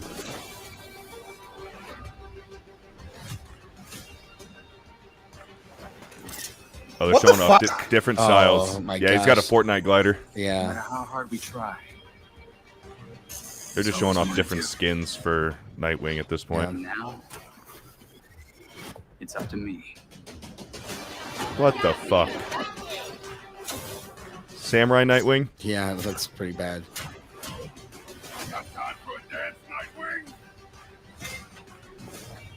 This isn't even gameplay. It's I mean- it's Sub-Zero. Zero, Nightwing. yeah, that's what it looks like, yeah. Yes, Bruce.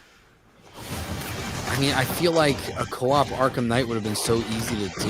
Like, it seems They like, nearly had it, man. yeah. But what we can look forward to is I think that the Suicide Squad kills the Justice League. Uh-huh. That might That was be Gotham co-op. Knights, and now we welcome I'm not too sure. who it is. Neil Druckmann from Naughty Dog. Fuck you, you piece of shit. This fucking Good to cuck. have you with us, Neil. It's been an eventful They're day gonna on drop the internet for Last of Naughty Us Dog remake, fans, aren't they? And I think we jinxed Yeah. ourselves. We were joking about last Just time, when but you think watch it's the been Assassin's freaking lame enough as it is. This And guy they'll probably shows also his face. promote the TV show. we have Comes lots out to pretty share with soon. people about all things at Naughty Dog. But first of all, it is it's a big month actually for Last of Us fans because Last of Us 1 and 2 both launched in June, and it's nearing its 2-year anniversary for Last of Us Part 2, which is hard to believe.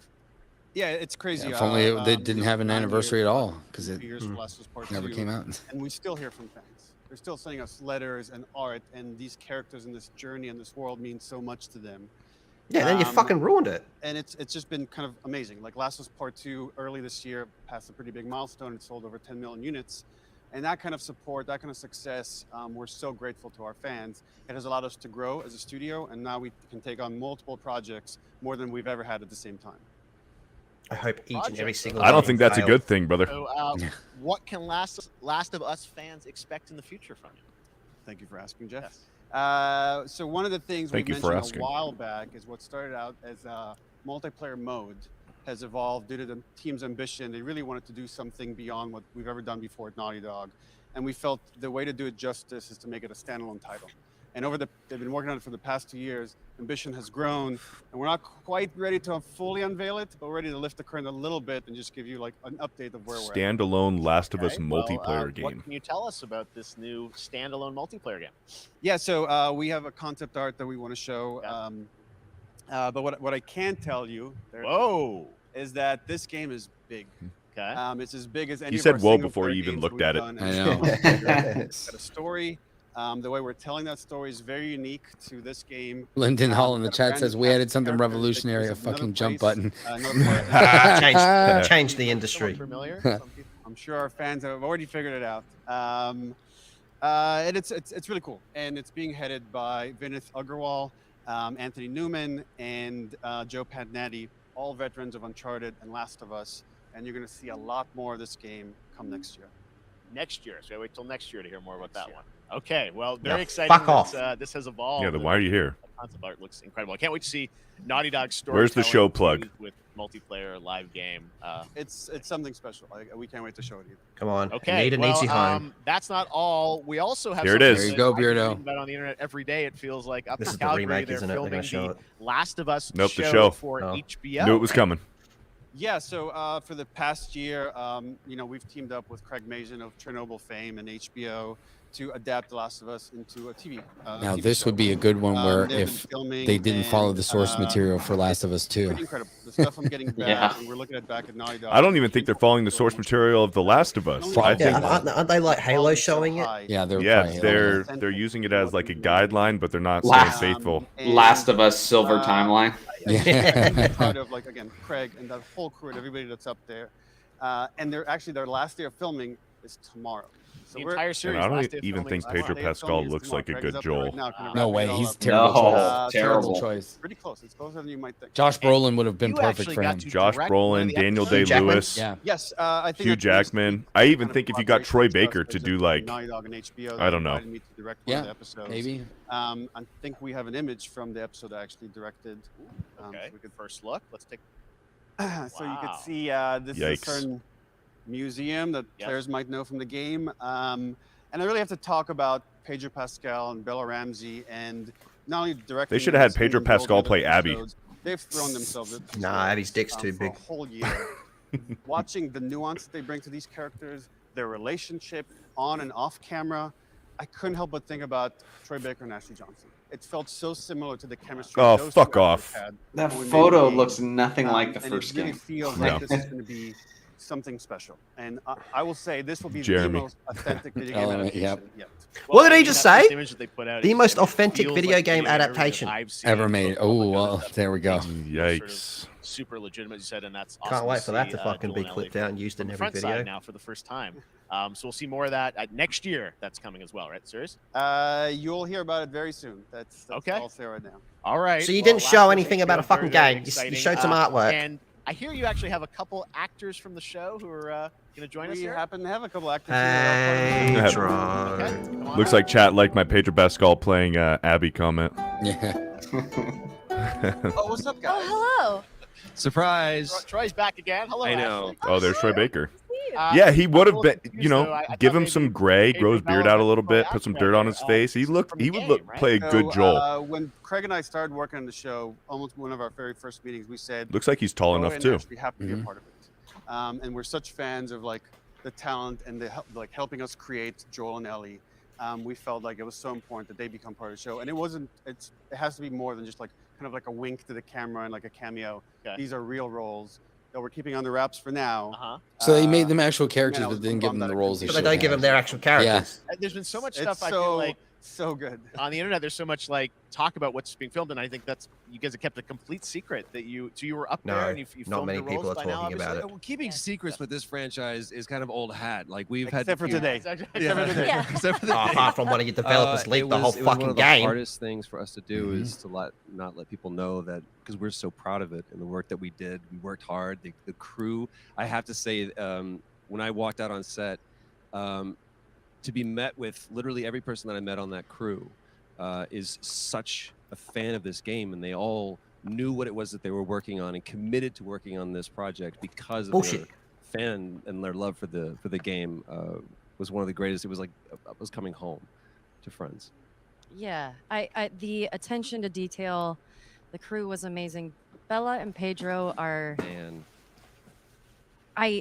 they're so Come on, spit it perfect, out. And we've been trying to sort of describe that feeling of sort of seeing them in person.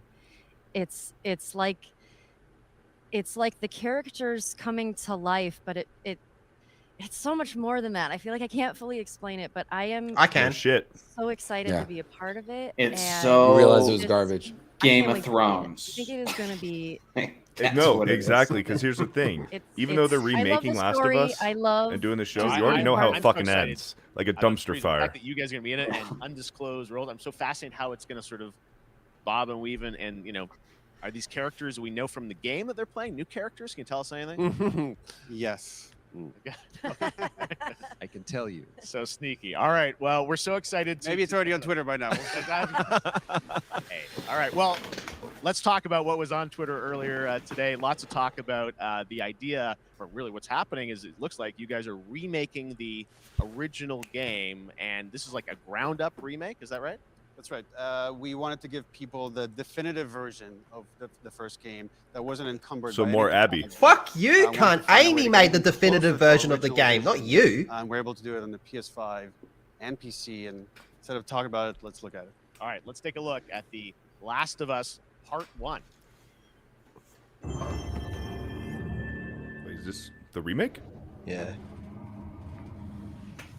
So why'd you leave Boston? I've been on quite the adventure, little brother. I reckon it's got something to do with that girl. It's got everything to do with that little girl.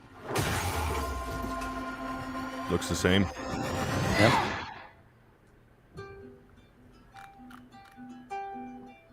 You know, I've never been this close. It's the outside. So is that everything you hoped for? Can't be any worse out there.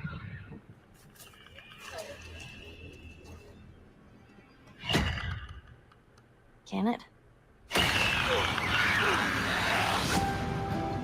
Once upon a time, I had somebody that I cared about. And in No this world, fucking it's way. for one thing. That was in the Get you DLC. killed. I can take care of myself. How many close calls have we had? I get in trouble down there. You make every shot count. I got this.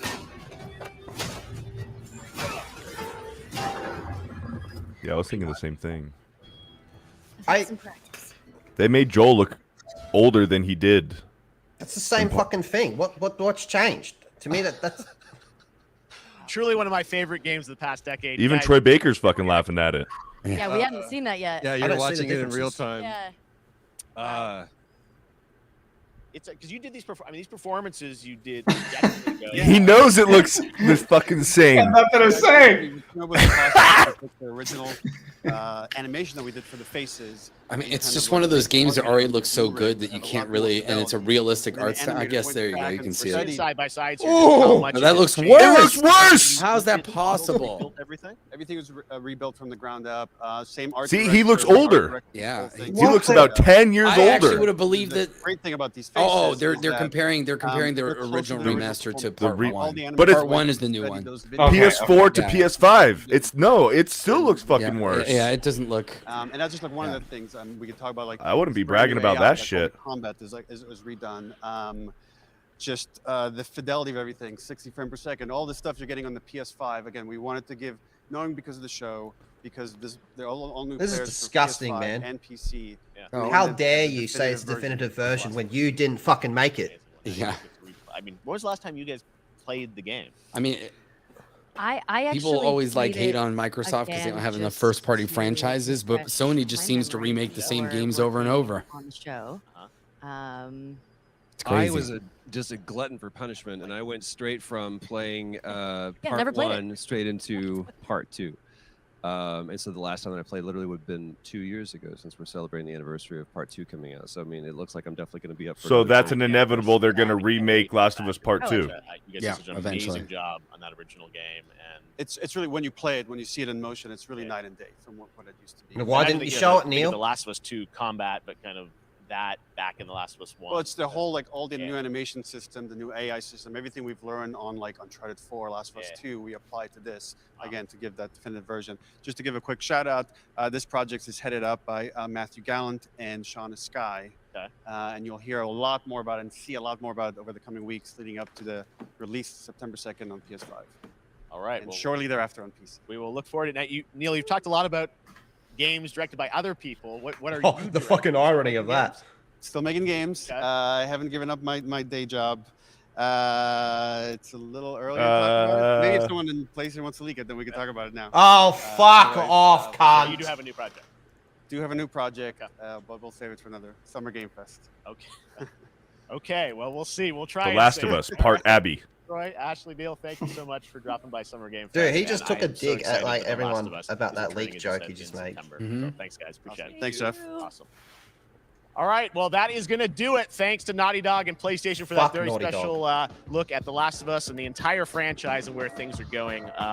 Very, very excited about that. All right, Summer Game Fest continues over the next few days. Coming up right now on this very stream is Day of the Des with I Am 8-Bit and Double Fine, including an exclusive new look at the planet Atlanta. And then the Devolver Digital Showcase. Tomorrow, we've got Netflix Geeked Week, which I'll be co-hosting, and the Tribeca Games Showcase streaming, along with the Epic Games Store Showcase. And then finally, Sunday, it's the Xbox and Bethesda Game Showcase. I'm keen on Stream that them one. all. Yeah, we I'm should, thinking the same thing, Jeremy. That's how it Jeremy? ends. As for me, Yeah, I'll see you flame. again in August when Jeremy, we are we back should cover live the from Germany Xbox for One. Gamescom It's going to be opening at night 1 live p.m. on I August think Eastern on 23rd. Sunday. And then the Game Awards will return in December live from the Microsoft Theater in Los Angeles.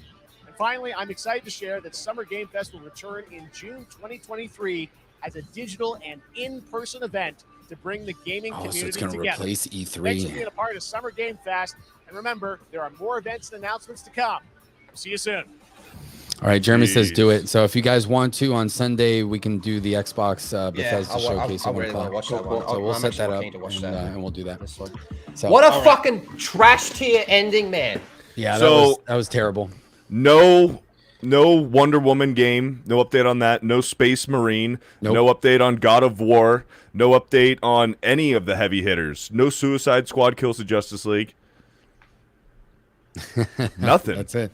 When is Nintendo? Did they schedule a direct or anything, or are they just being quiet right now, John? They're being quiet right now. They'll freaking a lot of times they don't even announce it. You just don't see it until it's doing like a premiere YouTube video. So, Yeah, but it'll it's be coming like- soon. I guarantee you, it's coming. Yeah, I figured they probably would. So yeah, that was a little bit disappointing, if I'm being honest. So hopefully we'll see more this weekend. We'll see better stuff. The Xbox showcase will probably show a lot of Starfield and hopefully more Halo Infinite too. For Yeah, the there's a future. good chance we might get the endless on that one. Okay. Sorry, I'm just keeping the looking. Yeah, at yeah, those. no, They're of still course. showing. They're still showing dumb shit. It's just a fucking So- another ad. Oh man. Seal Hunter with a $4.99 for a super chat. Thank you. What's even the point in remaking the first one, even though you could make a higher resolution patch for the remaster? Like, I can understand them doing the first time they remaster it, going from PS3 to PS4. Mm-hmm. That makes sense to me, but I don't think it needs to go any further than that. Why not just put it on PC? Yeah, like Sony's doing that pretty often now. Last of Us 2 can suck my dick. It'd be the greatest thing that game ever accomplished if it did. But Last of Us 1 is still pretty good, man. Very much beloved, and I think that would do well if it was put on PC. And a lot of the big time PS4 games that are available on PS5, they already come with like a 60 frames per second like update, and just the sheer power of the PS5. You can make a PS4 game look very much next gen. So the remake just kind of seems pointless to me. It's just weird that they showed those side-by-side comparisons and it wasn't anything to like write home about. Like, it's just, it's odd. It was pretty bizarre that they made that decision. You'd think that somebody there would be like, guys, this probably doesn't look that great. Mark the Cyborg says The Last of Us remake is coming to PC. So, there you that go. For what you will. So then why buy anyway. it again on PS5 then? If you can I mean, honestly, that would be the best way to do it, because Horizon Zero Dawn looks really good on PC. I played that again a few months ago, and it was way better than on PlayStation. The original Spider-Man remastered is going to come out a PC port in August. Yep, I'll probably get that as well. That'll be sick. Yeah. So it Great should be game. a lot of fun.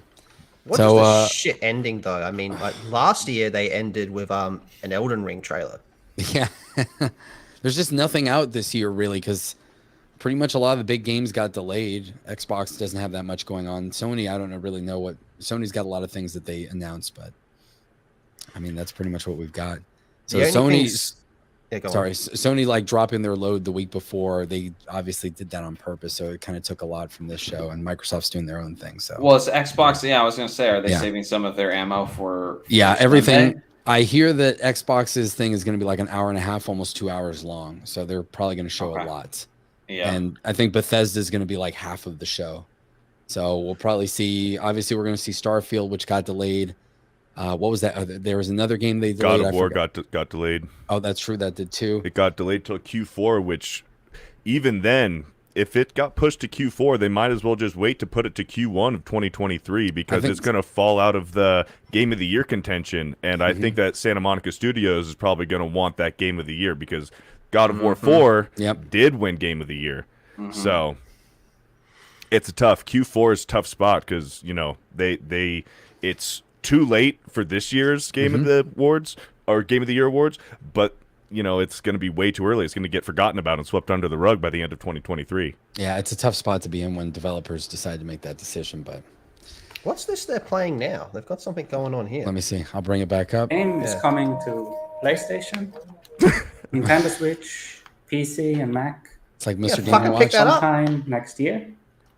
Please visit timeflies.buzz, where you can sign up for the newsletter. So you get updated when it's out, or you find a link to the Steam page where you can wishlist the game. Thank you.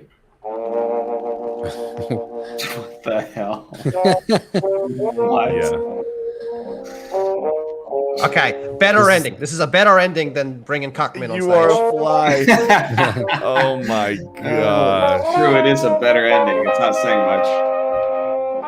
I would at least like to play as a fly in like a strip club or something, or a Vegas casino. Like this. Well, there's that game from a few years ago. It wasn't on PlayStation called Mr. Mosquito.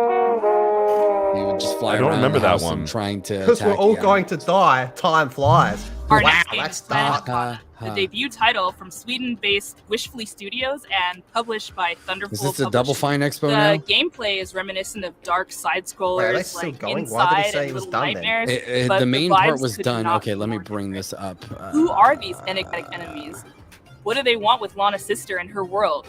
And what other secrets are there to uncover in this Here we go. beautiful, So let boundless me- environment? Share my screen real quick. Hello, my name is Adam Stjernljus, and I'm the creative director at Wishfully. We're a small indie game studio in Sweden making Planet of Lana.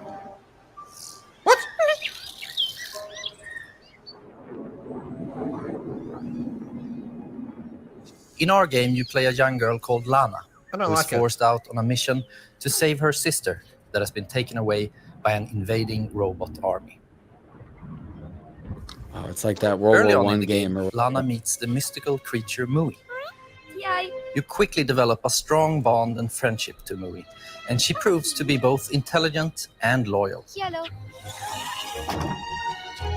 I always wish these types of announcements would just have like a really crazy twist to it. It's like, and then Lana got stranded in the woods, so she ate her friend that she just made. And it's really dark, really quickly.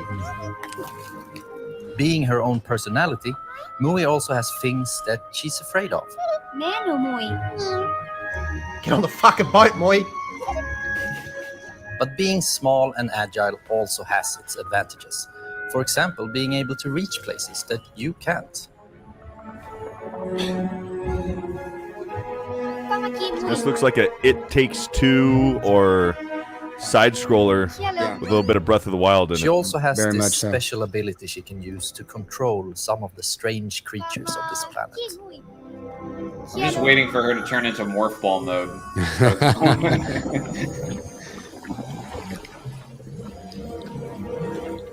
It's Morbin time.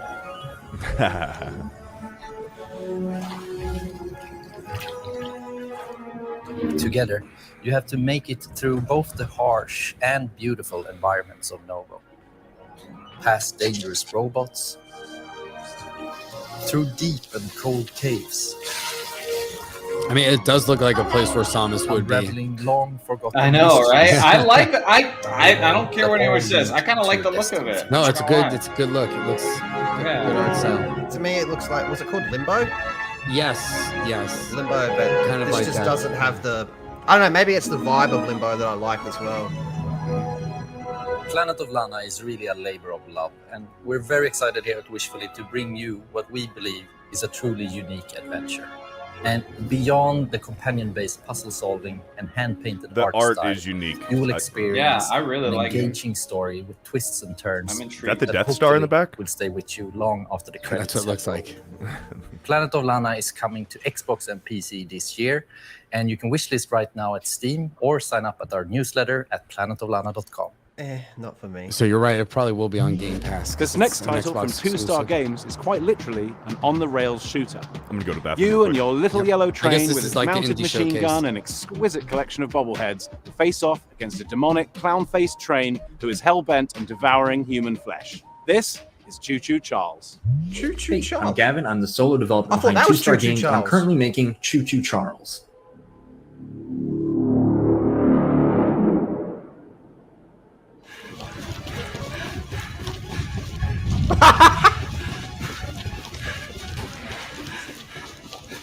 Oh gosh. I want it. They I took want the it. Thomas the Tank Engine meme this It's an far. open world horror game where you navigate an island in an old train, upgrade it over time, and then use it to fight an evil spider train named Charles. Fuck yeah! Yeah, this is the best game of the show If so you pump far. I enough agree. lead into his face, that'll probably encourage him to run off and find something else. Set him on fire. Screw you, Charles. Fuck you, Charles. You have one goal above all else, and that's to summon Charles to a 1v1 and fight him to the death. 1v1s? To do that, you need to explore the open 1v1 world, me, loot Charles, you abandoned fucking areas, dog. and Meme complete the game. missions for the locals to gain powerful new weapons and scraps that you can use to upgrade your train's speed, Craig. armor, and damage. This is totally a meme. You'll need to leave the relative safety of your train and venture out on foot. Dude, this is just anxiety-inducing. Charles could pop out at any second. I know. This This has is where things saved. get really dangerous, saved with the whole Charles bit. constantly roaming around looking for his next meal, I and freaking camps love of it. shotgun-wielding cultists looking for someone to feed to him. Yeah. Oh my gosh. Now this is the innovation the industry needs.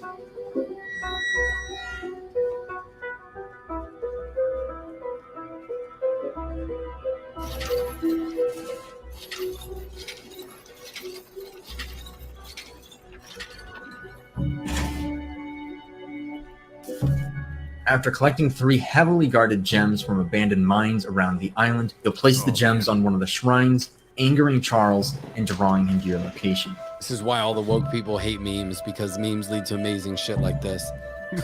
Oh man. What are we looking at?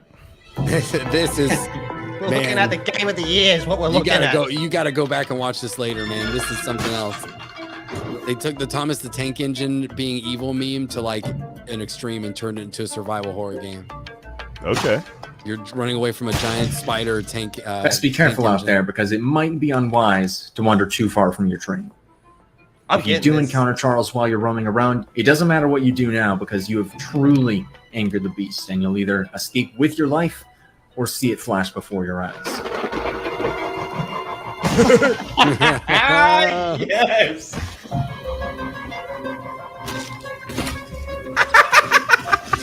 Oh my God. Fucked up my Charles. Oh shit. If it sounds like something for you, be Charles. sure to follow and wish Hell list yeah, dude. Choo Choo Charles on Steam. I'd greatly appreciate it. It really does mean a lot. Coming early 2022. They're halfway through the year, bro. But yeah, We've you got a me. special one for you. It's very That looks personal great. and near and dear to IMAPE because it's IMAPE presents a published title. It's called Escape Academy, and think of it like Hogwarts, but for escape rooms. That It's was from probably the developer best Coin thing Crew they've shown Games, off. and Yes. they All of hail it. from the Yeah. arcade amusement space. They've designed escape rooms in real life. Oh my God. Better they talk about their game than me. All right, I'll Here be they right are. back. Hey, I'm Mike. I'm Wyatt. And I'm Michelle, the art director. What's that dude in the middle looking Wait, at? Yo, am I what are supposed you to looking say at, I'm Wyatt? Hey, I'm Mike. I'm Wyatt. We're the founders. And I'm Michelle, the art director. Oof. Okay. This is. I hate that. All right, once Wyatt, more, you weren't looking at the camera. Shut up. Hey, I'm Mike. I'm Wyatt, And I'm Michelle. and we're Coin Crew Games.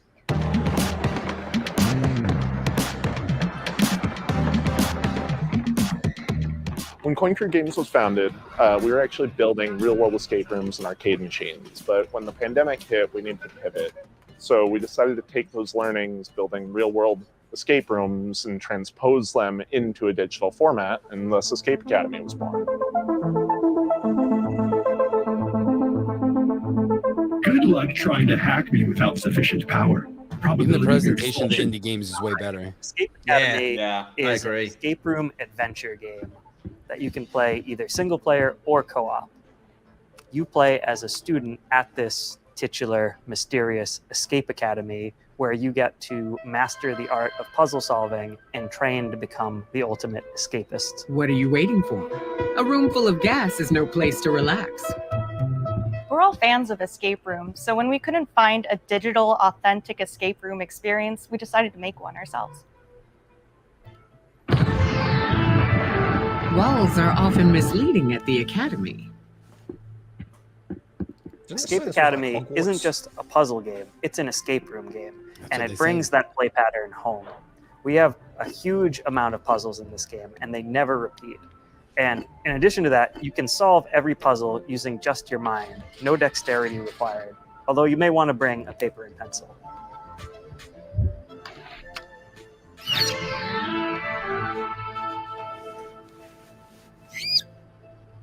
The academic theming It's a gave us the marriage. leverage to create a wide variety of rooms that support the narrative and put players in situations they would never find themselves in real life escape rooms.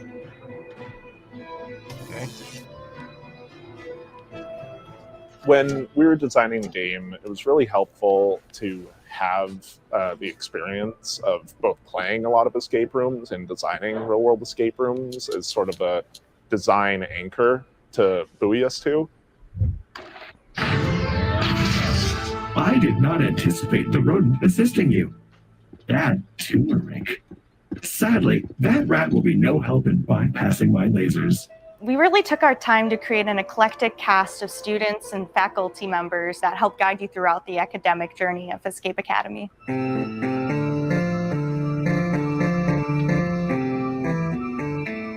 Building on the lessons that you get in each room and raising the stakes throughout your journey at the academy was definitely a design pillar we wanted to make sure came through in the final game. I am not feeling so well. I want to see more Choo Choo Charles. Analysis. I have succumbed to Disco fever. Escape Academy is coming to Xbox, PlayStation, and PC on July 14th and will be available day one on Xbox Game Pass.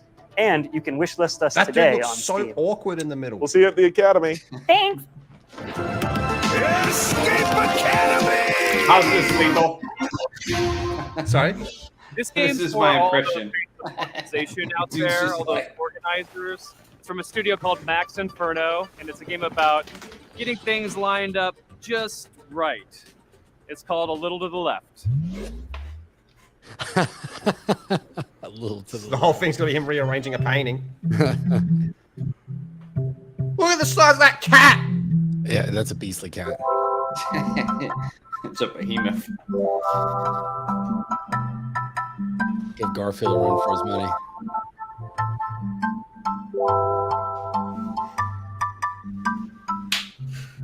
Hi, I'm Annie. Hi, and I'm Lucas, and we are Max Inferno. Lucas, you're freaking me Yeah, out a we're bit. really excited to share a cozy puzzle game that we've been working on I called want to wear your A Little to skin. the Left.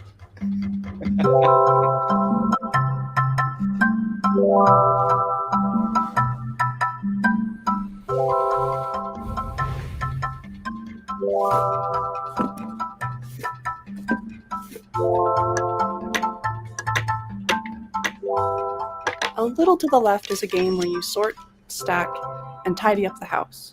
Fuck that, I need to tidy up my I do that shit in real fucking life. Puzzles are hidden among regular household objects, and you solve them by arranging items in a very particular way. OCD the game. It really is. OCD the game, Right? Yeah. Many of the levels have multiple solutions. Rolo could have handled this crap. Yeah, bounce. It's all about observation. And here's the thing. Imagining the different structures. You're that can be organizing it to the way that the developers are doing it, but what if that's not your way of doing it? The game What if takes your OCD is inspiration different? From our own home. And some of our own little tendencies. Another big source of inspiration No, I for the purposely game offset is my our spoons. cat, Rookie, who should be around here somewhere.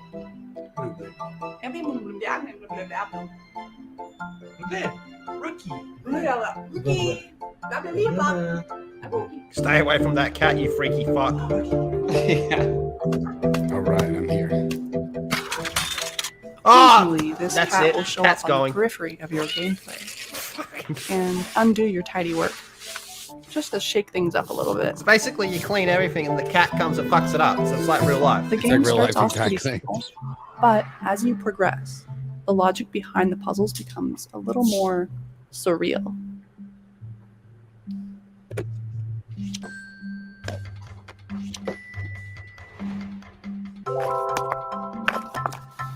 There is a lot to tidy up in A Little to the Left. Later, Blabs. Actually, every day brings something new.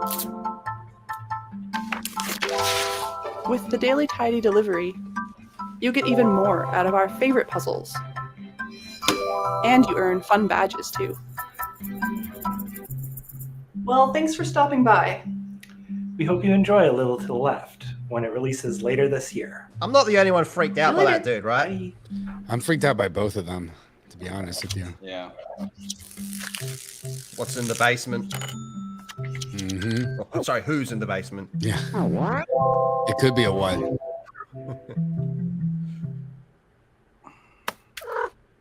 I wanna destroy I've my been Switch excited now. about this one ever since it was announced ages ago.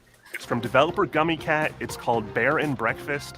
And the title says it all. You're a bear, you run in bed and breakfast in the woods, and it's really freaking fun. We're debuting a brand new animated trailer, a bunch of gameplay. I did not you've never take that away from Bear and finally Breakfast. announcing I a did not release either. date.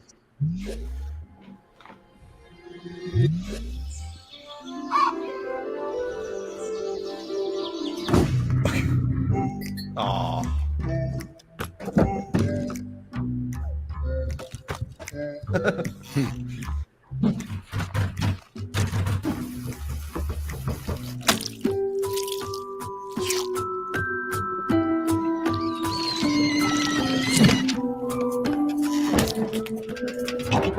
How is this a game? This just looks like a short film. Looks like a Saturday morning cartoon. Yeah.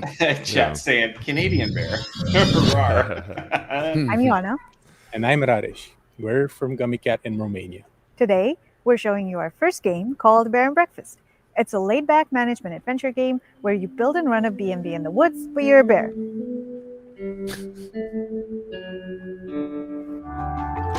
In Bear and Breakfast, you play as Hank, a young, curious bear from Silver Valley who lives in a small home with his mom and 2 best friends.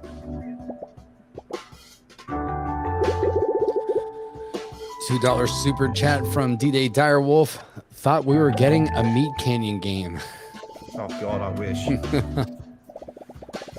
Well, we kind of are. It's called Choo Choo Charles. We grew up on management systems. It's close you're going to get. Games like Theme Hospital were big inspirations for us.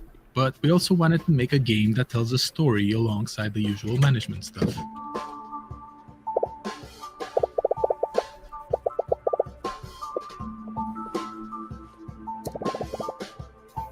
So it turns out that humans are coming back for some reason, and they need a place to stay. There's old, rundown buildings all over the place, and you're just the bear for the job. And your job's just to eat all of them. This looks like a game that you would have found like on CartoonNetwork.com or Cartoon Network Games or Addicting Games or something like that. Yeah, absolutely. The game follows a linear story that you advance by solving quests. A lot of them involve finding I hope materials, it's free. rooms, crafting furniture, and Nobody should pay money for this game. I mean, this Then is take like your money Stardew from Valley this and already. Give it to Choo almost. Choo Charles. Yeah. The actual furniture you do make awards There you go, different Stardew kinds Valley of knockoff. That's what For I think. instance, beds give comfort, showers give hygiene, that type of thing. You have to make sure Newgrounds that the games. room You scores got are it, high Slick enough Rick. to satisfy whatever your guests are asking for.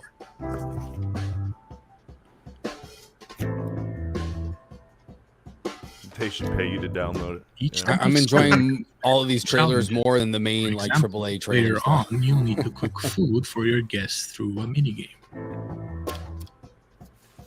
Because even with the games we're not into, the presentation's just so much better. There's a lot more Yeah, to it Bear and is. Breakfast, I actually prefer but this. you can play at your own And they pace don't have since the game come won't up on rush you. stage and be really cringe. Yeah. Well, yeah, because by the end of it, you're like, yeah, I have a good sense of what When that there's game is. definitely no creepy subplot hidden somewhere in the forest. Oh, I finally got my Drunk 3PO shirt here. The Rebellion shirt. I'm gonna get myself a hat and shirt soon too. Yeah, man. We're very Shy. excited to be part of Day of the Devs this year, and we can't wait to introduce you all to Hank and his friends when Bear and Breakfast launches later this summer. Thank you. Why does every male indie developer look the exact same? Oh, Have an accent. That's how they are. Do I either look like that dude or I look like the last guy who was freaking me out? I mean, that last dude looks like someone He has a great shirt. going through your rubbish. JB.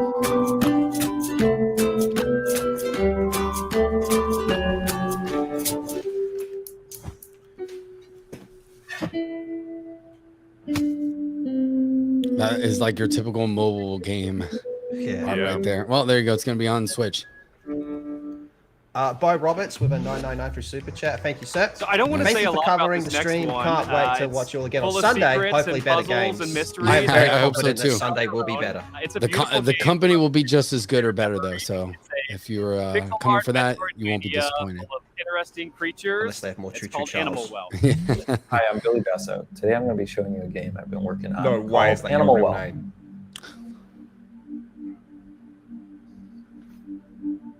In Animal Well, you explore a surreal and sometimes dangerous pixel art labyrinth that is filled with secrets. This looks like Pitfall mixed with Mario Brothers. Mm-hmm.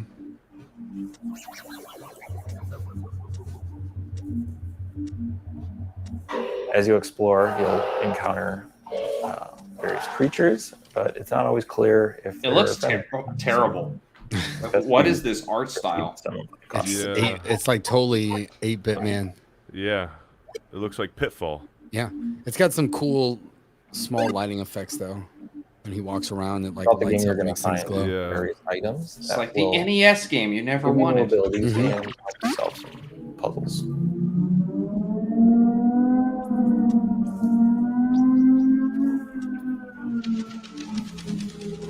Man, that's gonna terrify Every some item in the fucking game kids. has but you're going to have to experiment if you want to figure out. That what cat they was all are. messed up. Assuming any parents actually buy this game for their kids. Right. I think parents these days don't even know what games their kids are playing. Yeah. Sadly. Yep.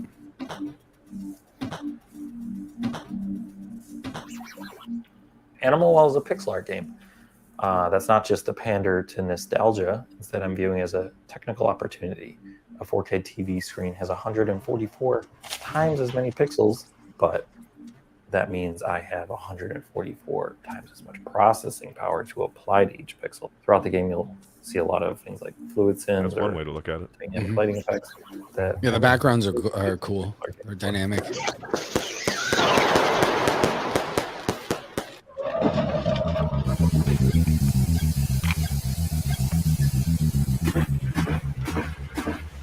Designing Animal Well is a layered experience. So what that means is the base layer is something the average person can play through and enjoy to completion. But then there's a second layer, which for most games you would consider this part like 100%ing the game. There are lots of hidden items in nooks and crannies throughout the world. They're not obvious, and you might need some help to find these. The third layer has puzzles that don't really present themselves as puzzles. They might go unnoticed for years, potentially, or they might require some community collaboration to solve. Yeah, until someone hacks your source code from the back end. There's a puzzle in this video that may require some community collaboration to understand. But community the collaboration. first 10 people to figure it out will get a free copy of the game at launch. And then while you're doing This guy's giving me the creeps, man. So the zoom in too. Like, why'd they have to do that? Yeah, thank you so much. That was so awkward, that cut. I want to wear your socks. So Every indie developer is freaking terrifying. yeah, they seem like such weirdos, man. Real quick before it goes to the next one, I'm going to show the schedule for this event. So you've got here today was the 2 p.m. show. Then you've got Devolver Digital. Okay, that's Day of the Devs is what we're watching now, I'm guessing. And so that's your schedule for the week. Netflix has their thing tomorrow at 1 p.m., which is weird. Tribeca Games is at 3, and then Xbox is going to be 1 p.m. East on the 12th on Sunday. And then the PC gaming shows right after that. That might actually be interesting to see. Capcom. Yep, Capcom will be in the evening, and they're going to have something for multiverses. You know what? I was dunking on that game when it was announced, but the more I see of it, I reckon it looks kind of decent. Mm-hmm. Yep. I bet during that Capcom showcase, we should... I don't know about the extent of the gameplay, but we'll definitely get a larger look at Resident Evil 4 Remake and possibly Village DLC. I would think so. Yeah. So excited for that. Yep. All right. Show me the scary people who made this game. Yeah, that's what I'm going to say. I guess we can stick around with this for like another half hour or so if this goes on. Chad, if you're having a good time, we will we'll keep giving our commentary on these strange games and the even stranger people that make them. The young man is the birth of a little water nymph at the spring of the river. Naya will grow up and mature, obtaining vitality. Yeah, I thought Village was solid. I thought Village was decent for what it was. Attack, eat like a fish, dance like a frog, finding other adorable friends like butterflies, rabbits, snakes, turtles, crocodiles, and much more. Help them to find their way, avoiding obstacles and dangers, using your skills. You will immerse through a lot of beautiful places like a deep forest, a dark cave, a joyful creek, and more. Water, symbolizing life, starts pure and fresh, and little by little, it will be fading into dark. You can sing to regenerate the nature. You just came in, Mark. Out flowers in the path. How's it going, Mark? Good to see you. Not too bad. I brought a puppy. All right. Are controlling this river wall. Humans create their own fake rivers. I don't know. I didn't catch too much of this indie showcase stuff that they're doing. Is this like Double Fine's thing? Or? No, Double Fine, I think, some of it might be, yes. But Devolver Digital is later tonight. Devolver tends to have pretty good shit. Like, their presentation is usually the one that is actually like not you can bad. make it grow up under the sun rays, change its color, even tie small flowers on it.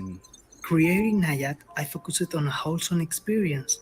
Enjoy it at your own pace. exploring, and flowing. This dude's a little too It will be friendly. available for PC and consoles by the end of this year. Thank you for watching. You know, honestly, like stacking this presentation, with the exception of Choo Choo Charles, which is absolutely going to be the game of the year, like fuck Elden Ring. But I'm actually like only half kidding. Like I actually do think Choo Choo Charles does look pretty good. But aside from that, it almost seems like every single one of these games getting stacked up next to Jeff Keighley's like, oh, here's all the big games that normies should be excited about for the next 5 years. Crap, and most of it's CGI trailers. And then going into a bunch of indie games and showing a bunch of indie games which If you ever look find like they were yourself longing made for by the good old hipsters days, from then why not Portland take a trip back who to the Stone like Age? have not spent a day in their Cooperative life and not, farming not simulation game. stoned. It's like okay, sure. Like I mean, I think it's honestly just going to turn a lot of normies off indie games. It could. Like, it could. I fucking throw like Proteus up there, like a indie shooter that's $20 or $30, whatever it is to buy, that looks like amazing and plays like Doom Eternal but bloodier. Yeah. Like show stuff like that. Don't show. Hey, like here's a game where you can like satisfy your OCD by moving shit around slightly. Yeah, that's one thing I was gonna say. Like, if anybody's not a Nintendo fan, I'm fine with that. But God, they know how to do their directs, man. The structure of them and everything, and the way they they do like the lackluster stuff towards the end rather than building up to something. It's just this confuses me. Well, I mean, I was saying it in the comments, but a lot of it is because Jeff Keighley is like actually like a giant starfucker. He wants to be friends with celebrities. It's kind of his thing. It's gotten like, so it's corporate. why he has like such like a love boner for Hideo Kojima, because I think Kojima like decided to be friendly with him, and then he's just like, "Hey, Kojima, I'll be the lead of your every presentation. I'll help you trick people with your Phantom Pain reveal." Like it's I don't know, and every Game Awards is all the same crap of like, "Hey, guess what? We have Eddie Vedder singing a song from The Last of Us." Yeah. Okay. Well, we had The Rock on there, The Rock, and he was promoting Black Adam, and then he plugged in his energy there's also drink. this sports energy drink that is. Was that the most amazing. cringy part of the show? I think that was the most cringy part of the show. And the fact that he was shirtless in his gym, it's like, fuck off, mate.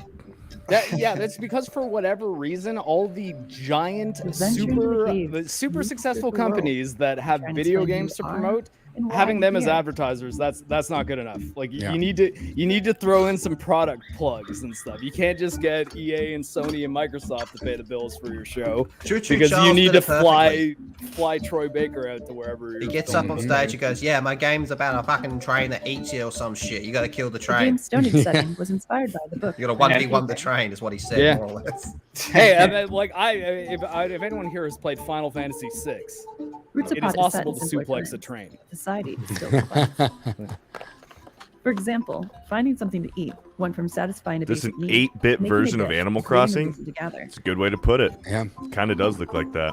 Do not flip this and Animal Crossing in the same sentence. Damn it. Well, I mean, like 8-bit So many games Animal copy Crossing. Animal Crossing's like 8-bit style. Animal Crossing, it's Stardew Valley or like Yeah. Harvest Mhm. Moon. Yep. Or You'll get to know your 16-bit. I clan, guess the Stardew meet Valley others doesn't looking around quite look you, like an maybe 8-bit even game. find a special someone.